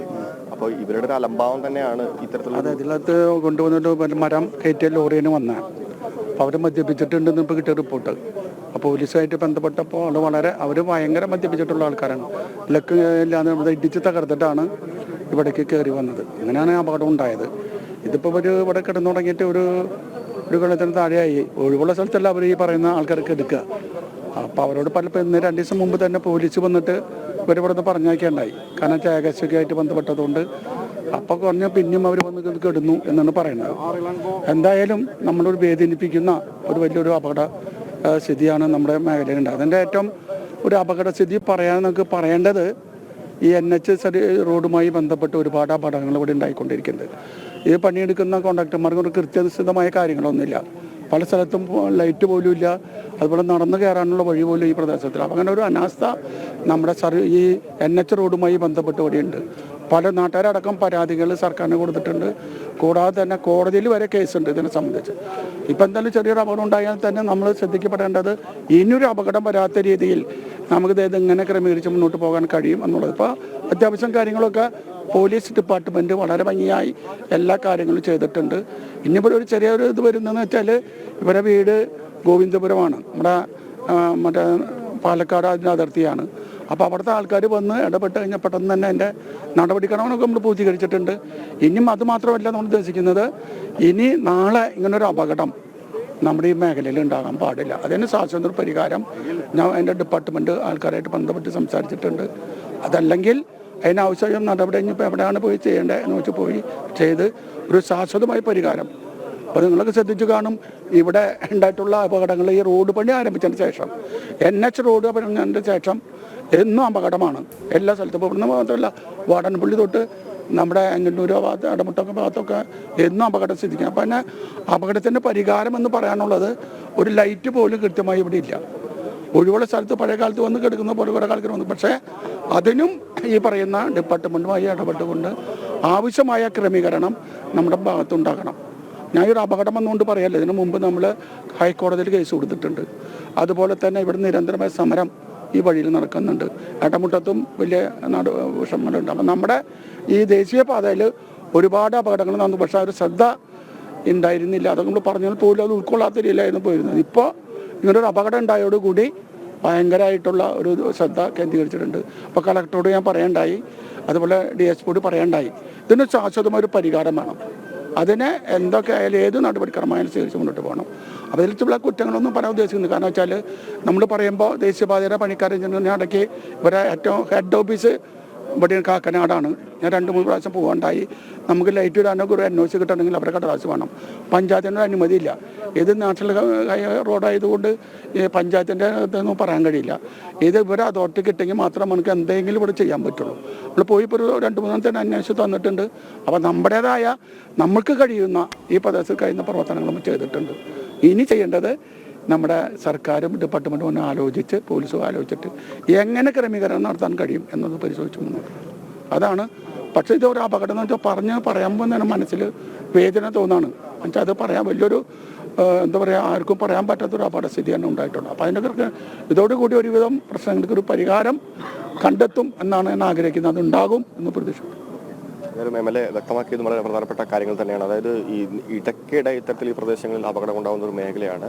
അപ്പോൾ അതുമായി ബന്ധപ്പെട്ടുകൊണ്ട് അധികൃതർ കൃത്യമായിട്ടുള്ള നടപടിക്രമങ്ങൾ ഇനിയെങ്കിലും അതുമായി ബന്ധപ്പെട്ടുകൊണ്ട് എടുക്കണമെന്നാണ് MLA എന്തായാലും ആവശ്യപ്പെട്ടിട്ടുള്ളത്. ഇപ്പോൾ ഈ ഉന്നത ഉദ്യോഗസ്ഥരടക്കം പോലീസ് ഉദ്യോഗസ്ഥരടക്കം സ്ഥലം സന്ദർശിച്ചുകൊണ്ടിരിക്കുന്ന ഒരു കാഴ്ചയാണ് കണ്ടുകൊണ്ടിരിക്കുന്നത്. DSP കാര്യങ്ങൾ വിശദീകരിച്ചുകൊണ്ടിരിക്കുന്നു. എന്തായാലും നാടിനെ ഞെട്ടിക്കുന്ന തലത്തിലേക്കുള്ള ഒരു അതിദാരുണമായിട്ടുള്ള ഒരു സംഭവം തന്നെയാണ് സംഭവിച്ചിട്ടുള്ളത്. രാവിലെ ഈ നാട് ഉണർന്നത് 5 പേരുടെ മരണവാർത്ത കേട്ടുകൊണ്ടാണ്. ബാക്കിയുള്ള ആളുകൾ ഏതാണ്ട് 7ഓളം വരുന്ന ആളുകൾ ഇപ്പോഴും ആശുപത്രിയിൽ ചികിത്സയിലുണ്ട്. 6 ആളുകൾ ആശുപത്രിയിൽ ചികിത്സയിലുണ്ട്. അതിൽ തന്നെ 2 പേരുടെ നില അതീവ ഗുരുതരമായി തുടരുന്ന ഒരു സാഹചര്യമുണ്ട്. കൂട്ടത്തിലൊരു കുട്ടിയുമുണ്ട് എന്നാണ് നമുക്കറിയാൻ വേണ്ടി സാധിക്കുന്നത്. എന്തായാലും ഈ മരിച്ചവരുടെ അതുമായി ബന്ധപ്പെട്ടുള്ള പോസ്റ്റ്മോർട്ടം നടപടികളെല്ലാം അവിടെ പുരോഗമിച്ചുകൊണ്ടിരിക്കുന്നുണ്ട്. ഗോവിന്ദാപുരം സ്വദേശികളാണ്. അവരുടെ ബന്ധുക്കൾക്ക് മൃതദേഹങ്ങൾ വിട്ടു നൽകാനുള്ള എല്ലാ ഒരുക്കങ്ങളും പൂർത്തിയായിട്ടുണ്ട്. അതുമായി ബന്ധപ്പെട്ടുള്ള നടപടിക്രമങ്ങളെല്ലാം പൂർത്തിയായിട്ടുണ്ട് എന്ന് തന്നെയാണ് അല്പസമയം മുമ്പ് കളക്ടർ നമ്മളെ അറിയിച്ചത്. നേരത്തെ പറഞ്ഞതുപോലെ തന്നെ നമ്മളിപ്പോൾ ഈ കാണുന്ന ഈ പ്രദേശം എന്ന് പറയുന്നത് ഈ റോഡിൽ നിന്ന് ഒരുപാട് നീങ്ങിയിട്ടുള്ള പ്രദേശമാണ്. മാത്രമല്ല ഇത്തരത്തിൽ ബാരിക്കേഡുകൾ വെച്ചുകൊണ്ട് കൃത്യമായിട്ട് അടച്ചിട്ടുണ്ട്. അപ്പോൾ സാധാരണഗതിയിൽ ഈ റോഡിലൂടെ, അതായത് ഈ റോഡിൻ്റെ അപ്പുറത്തുകൂടെ സഞ്ചരിക്കുന്ന ഒരു വാഹനം ഒരു കാരണവശാലും ഇങ്ങോട്ട് എത്താനുള്ള സാധ്യതയില്ല എന്ന് തന്നെയാണ് കളക്ടർ പറയുന്നത്. അപ്പോൾ അതായത് ഈ ബാരിക്കേഡുകളെല്ലാം ഇടിച്ച് തകർത്തുകൊണ്ടാണ് ഇത്തരത്തിൽ ഇതിനകത്തേക്ക് വന്നുകൊണ്ട് ഇവിടെ കിടന്നുറങ്ങുന്ന ഈ ഒരു 11 സംഘത്തിൻ്റെ ഈ നാടോടി സംഘത്തിലേക്ക് ഈ വാഹനം ഇടിച്ച് കയറിയത്. തീർച്ചയായിട്ടും ഈ ഒരു മദ്യലഹരിയിലുള്ള ഈ വാഹനയാത്ര തന്നെയാണ് ഇത്തരത്തിലുള്ളൊരു അപകടം ഉണ്ടാക്കിയതിൻ്റെ ഏറ്റവും പ്രധാനപ്പെട്ട കാരണമെന്ന് തന്നെയാണ് പ്രാഥമികമായിട്ടുള്ള നിഗമനം. എന്തായാലും ഈ വണ്ടിയും ഈ ഡ്രൈവറെയും ഈ ക്ലീനറെയും എല്ലാം പോലീസ് കസ്റ്റഡിയിൽ എടുത്തിട്ടുണ്ട്. ഈ 304 ആണ് ഇപ്പോൾ ചേർത്തിട്ടുള്ളത്. അതായത് മനഃപൂർവ്വമല്ലാത്ത നരഹത്യ കുറ്റമാണ് ഇപ്പോൾ എടുത്തിട്ടുള്ളത്. കൂടുതൽ നിയമപരമായിട്ടുള്ള പരിശോധനയ്ക്ക് ശേഷം ബാക്കിയുള്ള ആവശ്യമായിട്ടുള്ള നടപടികൾ കൈക്കൊള്ളുമെന്ന് തന്നെയാണ് കളക്ടർ അറിയിച്ചിട്ടുള്ളത്. ഈ 3 പേരുടെ നില അതീവ ഗുരുതരമാണെന്നുള്ള ഒരു വിവരം പുറത്തു വരുന്നുണ്ട്. ഗോവിന്ദാപുരം സ്വദേശികളായിട്ടുള്ള ചിത്ര, ദേവേന്ദ്രൻ, ജാൻസി എന്നിവരാണ് ഈ ഗുരുതരാവസ്ഥയിൽ ഇപ്പോൾ ചികിത്സയിലുള്ളത്. അതുപോലെ തന്നെ ഈ കൂട്ടത്തിലുണ്ടായിരുന്ന ശിവാനി, അതായത് 6 വയസ്സുള്ള ശിവാനി, 24 വയസ്സുള്ള വിജയ്, 26 വയസ്സുള്ള രമേശ് എന്നിവരും ഇപ്പോൾ തൃശ്ശൂർ മെഡിക്കൽ കോളേജ് ആശുപത്രിയിൽ ചികിത്സയിലാണ്. 3 പേർ ഇത്തരത്തിൽ സംഭവ സ്ഥലത്ത് വെച്ച് തന്നെ മരിക്കുന്ന ഒരു സാഹചര്യം ഉണ്ടായി. 2 പേർ ആശുപത്രിയിലേക്കുള്ള യാത്രാമധ്യയാണ് മരിച്ചിരുന്നത്. മരിച്ചവർ കാളിയപ്പൻ, 50 വയസ്സുള്ള കാളിയപ്പൻ, 39 വയസ്സുള്ള നാഗമ്മ, 20 വയസ്സുള്ള ബംഗാരി, പിന്നെ 2 കുട്ടികളാണ്. 4 വയസ്സുള്ള ജീവൻ, 1 വയസ്സുള്ള വിശ്വ എന്നിവരാണ് ഈ മരിച്ചത്. എന്തായാലും വളരെ ദാരുണമായിട്ടുള്ള ഒരു സംഭവം തന്നെയാണ്. ഇതുമായി ബന്ധപ്പെട്ടുകൊണ്ട് കളക്ടറും ഉന്നത പോലീസ് ഉദ്യോഗസ്ഥരും തമ്മിൽ ഇപ്പോൾ ആശയവിനിമയം നടത്തുന്ന ഒരു കാഴ്ചയാണ് നമ്മളിപ്പോൾ കണ്ടുകൊണ്ടിരിക്കുന്നത്. ഓക്കെ, ശരി ആനന്ദ്. തൃശ്ശൂർ നാട്ടികയിൽ നിന്നുള്ള ദൃശ്യങ്ങൾ ആണ് നമ്മൾ കാണുന്നത്. വാഹന അപകടം നടന്ന് 5 പേരുടെ മരണത്തിനിടയാക്കിയ ആ സ്ഥലത്ത് നിന്നുള്ള റിപ്പോർട്ടാണ് നൽകിയത്. ഇപ്പോൾ മനഃപൂർവ്വമായ നരഹത്യക്ക് കേസെടുക്കുമെന്നാണ് മന്ത്രി കെ രാജൻ അറിയിച്ചിരിക്കുന്നത്. ആശുപത്രിയിലുള്ള 2 പേരുടെ നില ഗുരുതരമെന്നാണ് മന്ത്രി ഔദ്യോഗികമായി അറിയിക്കുന്നത്. ഒപ്പം മരണപ്പെട്ടവരുടെ മൃതദേഹങ്ങൾ സർക്കാർ അവരുടെ വീടുകളിൽ എത്തിച്ചു കൊടുക്കുമെന്ന കാര്യം കൂടി അദ്ദേഹം വ്യക്തമാക്കി. ഏതായാലും അതിദാരുണമായ സംഭവമാണ് ഈ പുലർച്ചെ തന്നെ റിപ്പോർട്ട് ചെയ്യപ്പെട്ടത്. 5 പേരാണ് തൃശ്ശൂർ നാട്ടികയിൽ മദ്യലഹരിയിൽ വാഹനം ഓടിച്ചതിനെ തുടർന്ന് ലോറി പാഞ്ഞുകയറി മരണപ്പെട്ടത്.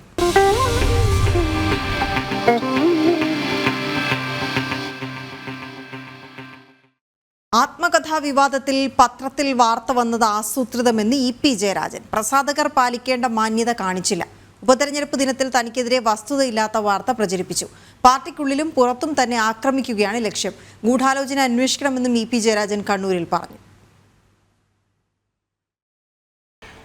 സാധാരണഗതിയിൽ ഒരു പ്രസാധകർ ചെയ്യാൻ പാടില്ലാത്തതാണത്. കാരണം അതിൻ്റെ പ്രചരണം വാട്സപ്പിലൂടെ വന്നു കഴിഞ്ഞാൽ പിന്നെ അതിൻ്റെ കോപ്പികളുടെ വിൽപ്പന കുറഞ്ഞു വരില്ലേ. ഒരു ബിസിനസ് സ്ഥാപനങ്ങൾ, പ്രസാധക പ്രസ്ഥാനങ്ങൾ ഇങ്ങനെ ആരെങ്കിലും ഇത്തരമൊരു നടപടി സ്വീകരിക്കുമോ? പ്രധാനമായൊരു കാര്യം, ഇത് തെരഞ്ഞെടുപ്പ് ദിവസമാണ്. പിന്നെ 3 ഉപതെരഞ്ഞെടുപ്പുകൾ നടക്കുന്നു 3 മണ്ഡലങ്ങളിൽ. ആ തെരഞ്ഞെടുപ്പ് ദിവസങ്ങളിലാണ് രാവിലെ തന്നെ ഈ വാർത്ത പ്രസിദ്ധീകരിക്കുന്നത്. ഇതൊരു ഗൂഢാലോചനയാണ്, ആസൂത്രിതമായ ഗൂഢാലോചനയാണ്. ഇടതുപക്ഷത്തെ തകർക്കാൻ, കമ്മ്യൂണിസ്റ്റ് പാർട്ടി മാർക്സിസ്റ്റിനെ തകർക്കാൻ, എന്നെ പാർട്ടിക്കകത്തും പുറത്തുമൊക്കെ ദുർബലപ്പെടുത്താൻ, അതുവഴി പാർട്ടിയെ കൂടുതൽ ദുർബലപ്പെടുത്താനുള്ള ആസൂത്രിതമായ നീക്കമാണ് ഇതിൻ്റെ പിന്നിലുണ്ടായിട്ടുള്ളത്. മിഥുൻ പിള്ള വിവരങ്ങളുമായി ചേരുന്നുണ്ട്. മിഥുൻ, പാർട്ടിക്കകത്തും പുറത്തും അല്ലേ അദ്ദേഹത്തിനെതിരെ ഗൂഢാലോചന നടന്നിട്ടുണ്ട് എന്താണ് അദ്ദേഹം പറഞ്ഞു വെച്ചത്? വീണ, ആത്മകഥാ വിവാദവുമായി ബന്ധപ്പെട്ട് ഇപ്പോൾ ഉണ്ടായ സംഭവങ്ങളൊക്കെ തന്നെ ആസൂത്രിതമാണെന്ന് EP ജയരാജൻ ആവർത്തിക്കുന്ന ഒരു കാഴ്ച തന്നെയാണ് നമ്മൾ കണ്ടത്. ആത്മകഥ ചോർന്നത് ആസൂത്രിതമാണെന്ന് അദ്ദേഹം ആവർത്തിക്കുന്നു. എഴുതി പൂർത്തിയാകാത്ത പുസ്തകത്തിന്റെ ഭാഗങ്ങൾ എന്തടിസ്ഥാനത്തിലാണ് പ്രചരിപ്പിച്ചത്? മാത്രമല്ല, താൻ ഒരു കോപ്പിയും ഒരാൾക്കും കൊടുത്തിട്ടില്ല. വളരെ അടുത്ത് ബന്ധമുള്ള മാധ്യമരംഗത്ത് പ്രവർത്തിക്കുന്ന ഒരാളെ കാര്യങ്ങൾ ഏൽപ്പിച്ച് എഡിറ്റ് ചെയ്യാൻ ആവശ്യപ്പെടുക മാത്രമാണ് ചെയ്തതെന്നും EP പറയുകയുണ്ടായി. പുസ്തകത്തിന്റെ പകർപ്പ് അവകാശം ആർക്കും നൽകിയിട്ടില്ല, ഒരു കോപ്പിയും ഒരാൾക്കും കൊടുത്തിട്ടില്ല. സാധാരണ പ്രസാധകർ പാലിക്കേണ്ടതായ ഒരുപാട് നടപടിക്രമങ്ങളുണ്ട്, ഇതിൽ അതൊന്നും പാലിക്കപ്പെട്ടിട്ടില്ല. ഞാൻ എഴുതിക്കൊണ്ടിരിക്കുന്ന പുസ്തകത്തിന്റെ വാർത്ത DC ബുക്സിന്റെ ഫേസ്ബുക്ക് പേജിൽ ഞാൻ അറിയാതെ വന്നത് എങ്ങനെയാണ് എന്ന് കൂടി EP ചോദിക്കുന്നുണ്ട്. ഇത്തരത്തിൽ ഈ തെരഞ്ഞെടുപ്പ് ദിവസം തന്നെ ഇത്തരത്തിൽ വിവാദം ഉണ്ടായതിന് പിന്നിൽ ഗൂഢാലോചനയുണ്ടെന്ന് അദ്ദേഹം പറയുകയുണ്ടായി. ആദ്യം വാർത്ത ടൈംസ് ഓഫ് ഇന്ത്യയിലാണ്. എന്തടിസ്ഥാനത്തിലാണ് ടൈംസ് ഓഫ് ഇന്ത്യ ഈ ഒരു വാർത്ത നൽകിയതെന്നും EP ചോദിക്കുന്നുണ്ട്. മാത്രമല്ല, ഈ കരാറില്ലെന്നത് സത്യസന്ധമായ കാര്യമാണെന്നും തനിക്ക് എതിരെ പാർട്ടിക്കകത്തും പുറത്തും വ്യക്തിഹത്യ നടത്താനുള്ള ഗൂഢാലോചനയുടെ ഭാഗമായിട്ടാണ് ഈ ആത്മകഥാ വിവാദം തെരഞ്ഞെടുപ്പ് ദിവസം തന്നെ സൃഷ്ടിച്ചതെന്ന് EP ജയരാജൻ പറയുകയുണ്ടായി. ഏതായാലും മുൻ നിലപാടുകൾ വീണ്ടും ആവർത്തിച്ചുകൊണ്ട് തന്നെയാണ് EP ജയരാജൻ ഇന്നും മാധ്യമങ്ങളോട് പ്രതികരിച്ചത്. വീണ, ഓക്കെ, ശരി മിഥുൻ. മറ്റൊരു വാർത്തയിലേക്ക് പോകുന്നു. 2020 തെരഞ്ഞെടുപ്പ് അട്ടിമറിക്കാൻ ശ്രമം നടത്തിയെന്ന ട്രംപിനെതിരായ കേസ് ഫെഡറൽ കോടതി തള്ളി. അധികാരത്തിലിരിക്കുന്ന പ്രസിഡന്റിനെ വിചാരണ ചെയ്യാൻ അനുവാദമില്ലെന്ന് നീതിന്യായ വകുപ്പിന്റെ നയം വിചാരണ അംഗീകരിക്കുന്നില്ലെന്ന് ജഡ്ജി ടാനിയ വ്യക്തമാക്കി. ഐസൻ ജോസ് ചേരുന്നു. ഐസൻ, ട്രംപിന് ആശ്വാസം? തീർച്ചയായും രോഹിണി, ട്രംപിനെ ആശ്വാസം എന്ന് തന്നെ പറയാം. അല്ലെങ്കിൽ കുറേ കൂടി കൃത്യമായി പറഞ്ഞാൽ ട്രംപിനെ കുറേ കൂടി കുറ്റമുക്തനാക്കുന്ന അല്ലെങ്കിൽ വിചാരണയ്ക്ക് വിധേയനാക്കാനുള്ള സാഹചര്യമില്ല എന്ന് തന്നെ വളരെ കൃത്യമായി പറയുന്ന ഒരു വിധിയാണ് ഇപ്പോൾ ഉണ്ടായിരിക്കുന്നത്. നിലവിലെ സാഹചര്യത്തിൽ നമുക്കറിയാവുന്നതാണ്, 2020 തെരഞ്ഞെടുപ്പിന് ശേഷം 21 അധികാര കൈമാറ്റവുമായി സംബന്ധിച്ച സമയങ്ങളിലെല്ലാം തന്നെ വോട്ടെടുപ്പ് സംബന്ധിച്ച് ചില ആശയക്കുഴപ്പങ്ങൾ ഉണ്ടാവുകയും വലിയൊരു തർക്കത്തിലേക്ക് അത് നീങ്ങുകയും ചെയ്തു. ഈ നീങ്ങിയ തർക്കത്തിൻ്റെ അടിസ്ഥാനത്തിലാണ് ഈ വിഷയം ഉയർന്നു വരികയും ഒരു വിചാരണയിലേക്ക് കാര്യങ്ങൾ പോകുമെന്ന നിലപാടിലേക്ക് പോകുകയും ചെയ്തത്. പല കോടതികളും ട്രംപിനെ കുറ്റവിമുക്തനാക്കിയെങ്കിൽ കൂടി നിലവിലെ സാഹചര്യത്തിൽ അന്ന് അധികാരസ്ഥാനത്തിരുന്നിരുന്ന ഒരു പ്രസിഡൻ്റായിരുന്നു. അതുപോലെ തന്നെ തെരഞ്ഞെടുപ്പ് കഴിഞ്ഞിരുന്നു എങ്കിൽ കൂടി അധികാരമുണ്ടായിരുന്നു. നിലവിൽ വീണ്ടും അധികാരത്തിലേക്ക് പോകുന്നു. സ്വാഭാവികമായും അധികാരസ്ഥാനത്തിരിക്കുന്ന ഒരു പ്രസിഡന്റിനെ വിചാരണ ചെയ്യാൻ സാങ്കേതികമായ ചില ബുദ്ധിമുട്ടുകൾ നിയമ സംവിധാനങ്ങളിലുണ്ട്. നമുക്കറിയാവുന്നതാണ്. അത്തരത്തിൽ എന്തെങ്കിലും നിയമപ്രശ്നങ്ങളുണ്ടെങ്കിൽ അതിനെ വീണ്ടും ഒരു ഭരണഘടനാ സ്ഥാനത്തിരിക്കുന്ന വ്യക്തി കൂടിയായതുകൊണ്ട് തന്നെ മറ്റ് നടപടിക്രമങ്ങളിലൂടെ അത് മുന്നോട്ട് പോകേണ്ട ഒരു സാഹചര്യമുണ്ട്. അതുകൊണ്ട് തന്നെ നിലവിലെ സാഹചര്യത്തിൽ വിചാരണ നടത്താനുള്ള ഒരു തീരുമാനം അല്ലെങ്കിൽ ഒരു നീക്കം നടത്താനാവില്ല എന്ന് തന്നെയാണ് ജഡ്ജി ടാനിയെ വ്യക്തമാക്കിയിരിക്കുന്നത്. നമുക്കറിയാവുന്നതാണ് ഇത്തരത്തിലൊരു നയം, അതായത് US നയം തന്നെ അത്തരത്തിലാണ്. അധികാരത്തിലിരിക്കുന്ന പ്രസിഡന്റിനെ വിചാരണ ചെയ്യരുത് എന്നൊരു ജുഡീഷ്യൽ നയം തന്നെ നിലനിൽക്കുന്ന ഒരു രാജ്യമാണിത്. സ്വാഭാവികമായും നമുക്കറിയാവുന്നതാണ് ഭരണഘടനയുടെ അന്തിമ സംരക്ഷകൻ എന്ന് വ്യാഖ്യാനിക്കപ്പെടുന്ന പ്രസിഡന്റ് പദവിയിലുള്ള ഒരാളെ ഭരണഘടനാ അനുസൃതമായ വിഷയങ്ങളിൽ വിചാരണ ചെയ്യുമ്പോൾ സ്വാഭാവികമായും അത് ചില ആശയക്കുഴപ്പങ്ങൾ അല്ലെങ്കിൽ കോൺഫ്ലിക്റ്റ് ഓഫ് ഇൻട്രസ്റ്റ് എന്നൊക്കെ പറയുന്ന സാങ്കേതികമായ വിഷയങ്ങളെല്ലാം തന്നെ അവിടെ ഉയർന്നു വരുന്നുണ്ട്. അത് തന്നെ ഒരു കാരണമായേക്കാം ഈ വിധിന്യായത്തെ അല്ലെങ്കിൽ ഒരു വിധി പുറപ്പെടുവിക്കുന്നതിനെ വിരുദ്ധമാകുന്ന ഒരു കാരണമായേക്കാമെന്നൊരു സാഹചര്യം കൂടി നിലനിൽക്കുന്നുണ്ട്. അതുകൊണ്ട് തന്നെ നിലവിൽ ട്രംപിൻ്റെ കാലാവധി അവസാനിക്കുന്ന ജനുവരി 2025 ജനുവരിയിൽ അധികാരത്തിലെത്തി 2029 വരെ അദ്ദേഹം തുടരാനുള്ള സാധ്യതയുണ്ട്. അത്തരത്തിൽ തുടരുന്ന ആ ഒരു കാലഘട്ടത്തിന് ശേഷം മാത്രം ഇനി ഇത്തരമൊരു നീക്കം നടത്താം അല്ലെങ്കിൽ അതിനുള്ള സാധ്യതയെ നിലനിൽക്കുന്നുള്ളൂ എന്ന് ചൂണ്ടിക്കാട്ടിയാണ് ട്രംപിനെതിരായ കേസിലെ വിധി പുറത്തു വന്നിരിക്കുന്നത്. ഐസൺ ജോസാണ് വിവരങ്ങൾ നൽകിയത്. ഇനി സംസ്ഥാനത്തേക്ക് വീണ്ടും വന്നാൽ വ്യത്യസ്ത രോഗലക്ഷണങ്ങളോടെ പകർച്ചപ്പനി വ്യാപിക്കുന്നു എന്നുള്ളതാണ് ഏറ്റവും പുതിയ വാർത്ത. അലർജി ഉൾപ്പെടെയുള്ള ലക്ഷണങ്ങളുമായി എത്തുന്നവരുടെ സാമ്പിൾ ശേഖരണം വൈകാതെ നടത്തണമെന്ന് ആരോഗ്യ പ്രവർത്തകർ ആവശ്യപ്പെടുന്നു. ഒരാൾക്ക് തുടർച്ചയായി പനി പിടിപെടുന്ന സാഹചര്യം ആശങ്കപ്പെടുത്തുന്നുവെന്നും ആരോഗ്യ പ്രവർത്തകർ ചൂണ്ടിക്കാണിക്കുന്നുണ്ട്. രശ്മി കാർത്തിക വിവരങ്ങൾ നൽകി. രശ്മി, ഈ ആരോഗ്യരംഗത്ത് പനി സാധാരണഗതിയിൽ ഉണ്ടാകാനുള്ള സാധ്യത, പക്ഷേ അലർജി ഉണ്ടാവുക, അത് മാത്രമല്ല ഒരാൾക്ക് തന്നെ അടിക്കടി പനി വന്നുകൊണ്ടിരിക്കുക, ഇതൊക്കെയും ആശങ്കപ്പെടുത്തുന്നുണ്ട്. കാരണം നമുക്കൊരു കോവിഡ് വന്ന് പോയതിനു ശേഷം ഏത് തരത്തിലുള്ള പനിയാണ് എന്താണ് എന്നുള്ളത് വലിയ ആശങ്കയാണ്. ഇതുമായി ബന്ധപ്പെട്ട ആരോഗ്യവകുപ്പ് എന്തെങ്കിലും നിർദ്ദേശങ്ങളോ അല്ലെങ്കിൽ വ്യക്തതയോ വരുത്തിയിട്ടുണ്ടോ?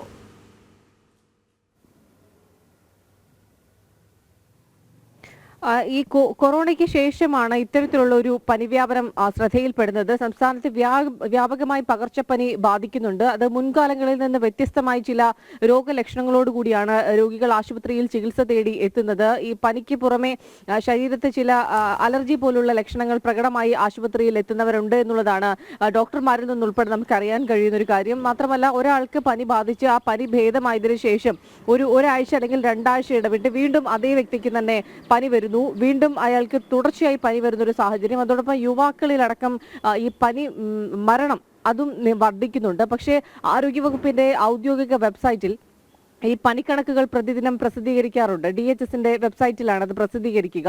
അത് പ്രതിദിനം ഏതാണ്ട് നമുക്ക് ഒരു സർക്കാർ ആശുപത്രികളിലെയും കണക്ക് എടുക്കുകയാണെങ്കിൽ അതൊരു 12,000-ന് മുകളിലേക്ക് പ്രതിദിന കണക്ക് വരും. പക്ഷേ ഈ ആരോഗ്യവകുപ്പ് പ്രസിദ്ധീകരിക്കുന്നത് ഏതാണ്ട് 8,000-ഓളം ആളുകൾക്ക് മാത്രം പ്രതിദിനം പനി ബാധിക്കുന്നു എന്നുള്ളതാണ്. കൃത്യമായ കണക്കുകൾ ആരോഗ്യവകുപ്പ് പുറത്തുവിടുന്നില്ല. മാത്രമല്ല, തുടർച്ചയായ ദിവസങ്ങളിൽ ഈ കണക്കുകൾ പ്രസിദ്ധീകരിക്കാതെ ഒരു 4-5 ദിവസത്തിന് ശേഷമാണ് കണക്കുകൾ പ്രസിദ്ധീകരിക്കുക. പിന്നീട് ശനി, ഞായർ, മറ്റ് അവധി ദിവസങ്ങളെന്നൊക്കെ പറഞ്ഞുകൊണ്ട് കൃത്യമായ കണക്കുകളൊന്നും തന്നെ പ്രസിദ്ധീകരിക്കാതിരിക്കുന്ന ഒരു സാഹചര്യം. അപ്പോൾ അനൌദ്യോഗികമായി നമുക്ക് അറിയാൻ കഴിയുന്നത് ഒരു ആശങ്ക പടർത്തേണ്ടതില്ല എന്നുള്ളത് മുന്നിൽ കണ്ടുകൊണ്ടാണ് ഇത്തരത്തിലുള്ളൊരു ആ പനിക്കണക്ക് കുറച്ചു കാട്ടുന്നത് എന്നുള്ളതാണ് നമുക്ക് അറിയാൻ കഴിയുന്ന ഒരു കാര്യം. ഏതായാലും വലിയ രീതിയിൽ പകർച്ചപ്പനി വ്യാപിക്കുന്നുണ്ട്. അതും പ്രത്യേക രോഗലക്ഷണങ്ങളോടൊക്കെ വ്യാപിക്കുന്നത് വലിയ ആശങ്കയാണ്. അതുകൊണ്ട് ഇത്തരത്തിൽ വ്യത്യസ്ത രോഗലക്ഷണങ്ങളുമായി ആശുപത്രിയിൽ എത്തുന്നവർ, തുടർച്ചയായി പനി ബാധിച്ച് എത്തുന്നവർ, ഒരു കൃത്യമായ ഇടവേളയിൽ പനി ബാധിച്ച് എത്തുന്നവർ, ഇവരുടെയൊക്കെ ബ്ലഡ് സാമ്പിൾ എടുത്ത് കൃത്യമായ ഒരു പരിശോധന നടത്തണം. അതിനുവേണ്ടി ഒരു വിദഗ്ധ സമിതിയെ നിയോഗിക്കണം എന്നുള്ളതാണ് ഉയരുന്നൊരാവശ്യം. നേരത്തെ തന്നെ വിദഗ്ധ സമിതി പകർച്ചപ്പനി വ്യാപനവുമായി ബന്ധപ്പെട്ട് കേരളത്തിൽ മാത്രം എന്തുകൊണ്ട് ഇത്തരത്തിൽ പകർച്ചപ്പനി വ്യാപിക്കുന്നു എന്നതുമായി ബന്ധപ്പെട്ടൊരു പഠനം നടത്തുമെന്നുള്ളത് ആരോഗ്യവകുപ്പ് നേരത്തെ അറിയിച്ചിരുന്ന ഒരു കാര്യമാണ്. അതിനായി വിദഗ്ധർ അടങ്ങുന്ന ഒരു സമിതിയെ രൂപീകരിക്കുമെന്നൊക്കെ പറഞ്ഞിരുന്നു. പക്ഷെ അത് വെറും പ്രഖ്യാപനത്തിൽ മാത്രം ഒതുങ്ങി. അത്തരത്തിലുള്ള ഒരു പരിശോധനകളോ പഠനങ്ങളോ സമിതിയെ രൂപീകരിക്കുകയോ ഒന്നും തന്നെ ചെയ്തിട്ടില്ല. അതുകൊണ്ട് തന്നെ അടിയന്തരമായി അത്തരത്തിലുള്ള ഒരു പഠനത്തിലേക്ക് കടക്കണം എന്നുള്ളതാണ്. ഈ മഴക്കാലത്തിന് മുന്നോടിയായി സംസ്ഥാനത്ത് ഈ മാലിന്യ നിർമ്മാർജ്ജന പ്രവർത്തനങ്ങൾ, കൊതുക് നശീകരണ പ്രവർത്തനങ്ങളൊക്കെ കൃത്യമായി നടത്തേണ്ടതുണ്ട്. പക്ഷെ സംസ്ഥാനത്ത് അതൊന്നും തന്നെ നടത്തിയിട്ടില്ല. ഈ നഗരസഭയ്ക്കാണെങ്കിലും തദ്ദേശ വകുപ്പിനാണെങ്കിലും ഇതുമായി ബന്ധപ്പെട്ടുള്ള ഫണ്ട് ലഭ്യമാക്കിയിട്ടില്ല. പണമില്ലാത്തത് കൊണ്ട് തന്നെ ഇത്തരത്തിലുള്ള പ്രവർത്തനങ്ങൾ നമ്മുടെ സംസ്ഥാനത്ത് നടന്നിട്ടില്ല. അതാണ് വ്യാപകമായി ഇത്തരത്തിൽ പകർച്ചപ്പനികൾ പടർന്നു പിടിക്കുന്നതിനുള്ള കാരണം. അതിൽ ഏറ്റവും കൂടുതലായി വ്യാപിക്കുന്നത് ഡെങ്കിപ്പനിയാണ്. ഒരു ദിവസം തന്നെ 100-ലധികം ആളുകളാണ് ഡെങ്കി ലക്ഷണങ്ങളോട് ചികിത്സ തേടുന്നത്. അതിൽ പകുതി പേർക്കും ഈ ഡെങ്കിപ്പനി സ്ഥിരീകരിക്കുന്നുമുണ്ട്. മരണനിരക്കും വർദ്ധിച്ചു വരികയാണ്. പക്ഷേ ഇതിന്റെ കണക്കുകളൊന്നും തന്നെ കൃത്യമായി ആരോഗ്യവകുപ്പ് പ്രസിദ്ധീകരിക്കുന്നില്ല. ഏതായാലും ഈ വിഷയത്തിലൊരു അടിയന്തരമായ ഇടപെടൽ വേണം എന്നുള്ളതാണ് ഉയരുന്ന ആവശ്യം. വേണം. ശരി രശ്മി, എന്തായാലും ആശങ്കപ്പെടുത്തുന്ന ഒരു വാർത്തയാണ്. പക്ഷെ ആ വാർത്തയോടുകൂടി നമുക്ക് ഇന്നത്തെ പുത്തൻപുലരിയുടെ സമയം അവസാനിപ്പിക്കേണ്ടി വരികയാണ്. എല്ലാ പ്രിയപ്പെട്ട പ്രേക്ഷകർക്കും നല്ലൊരു ദിവസം ആശംസിക്കുന്നു. നമസ്തേ. നമസ്തേ.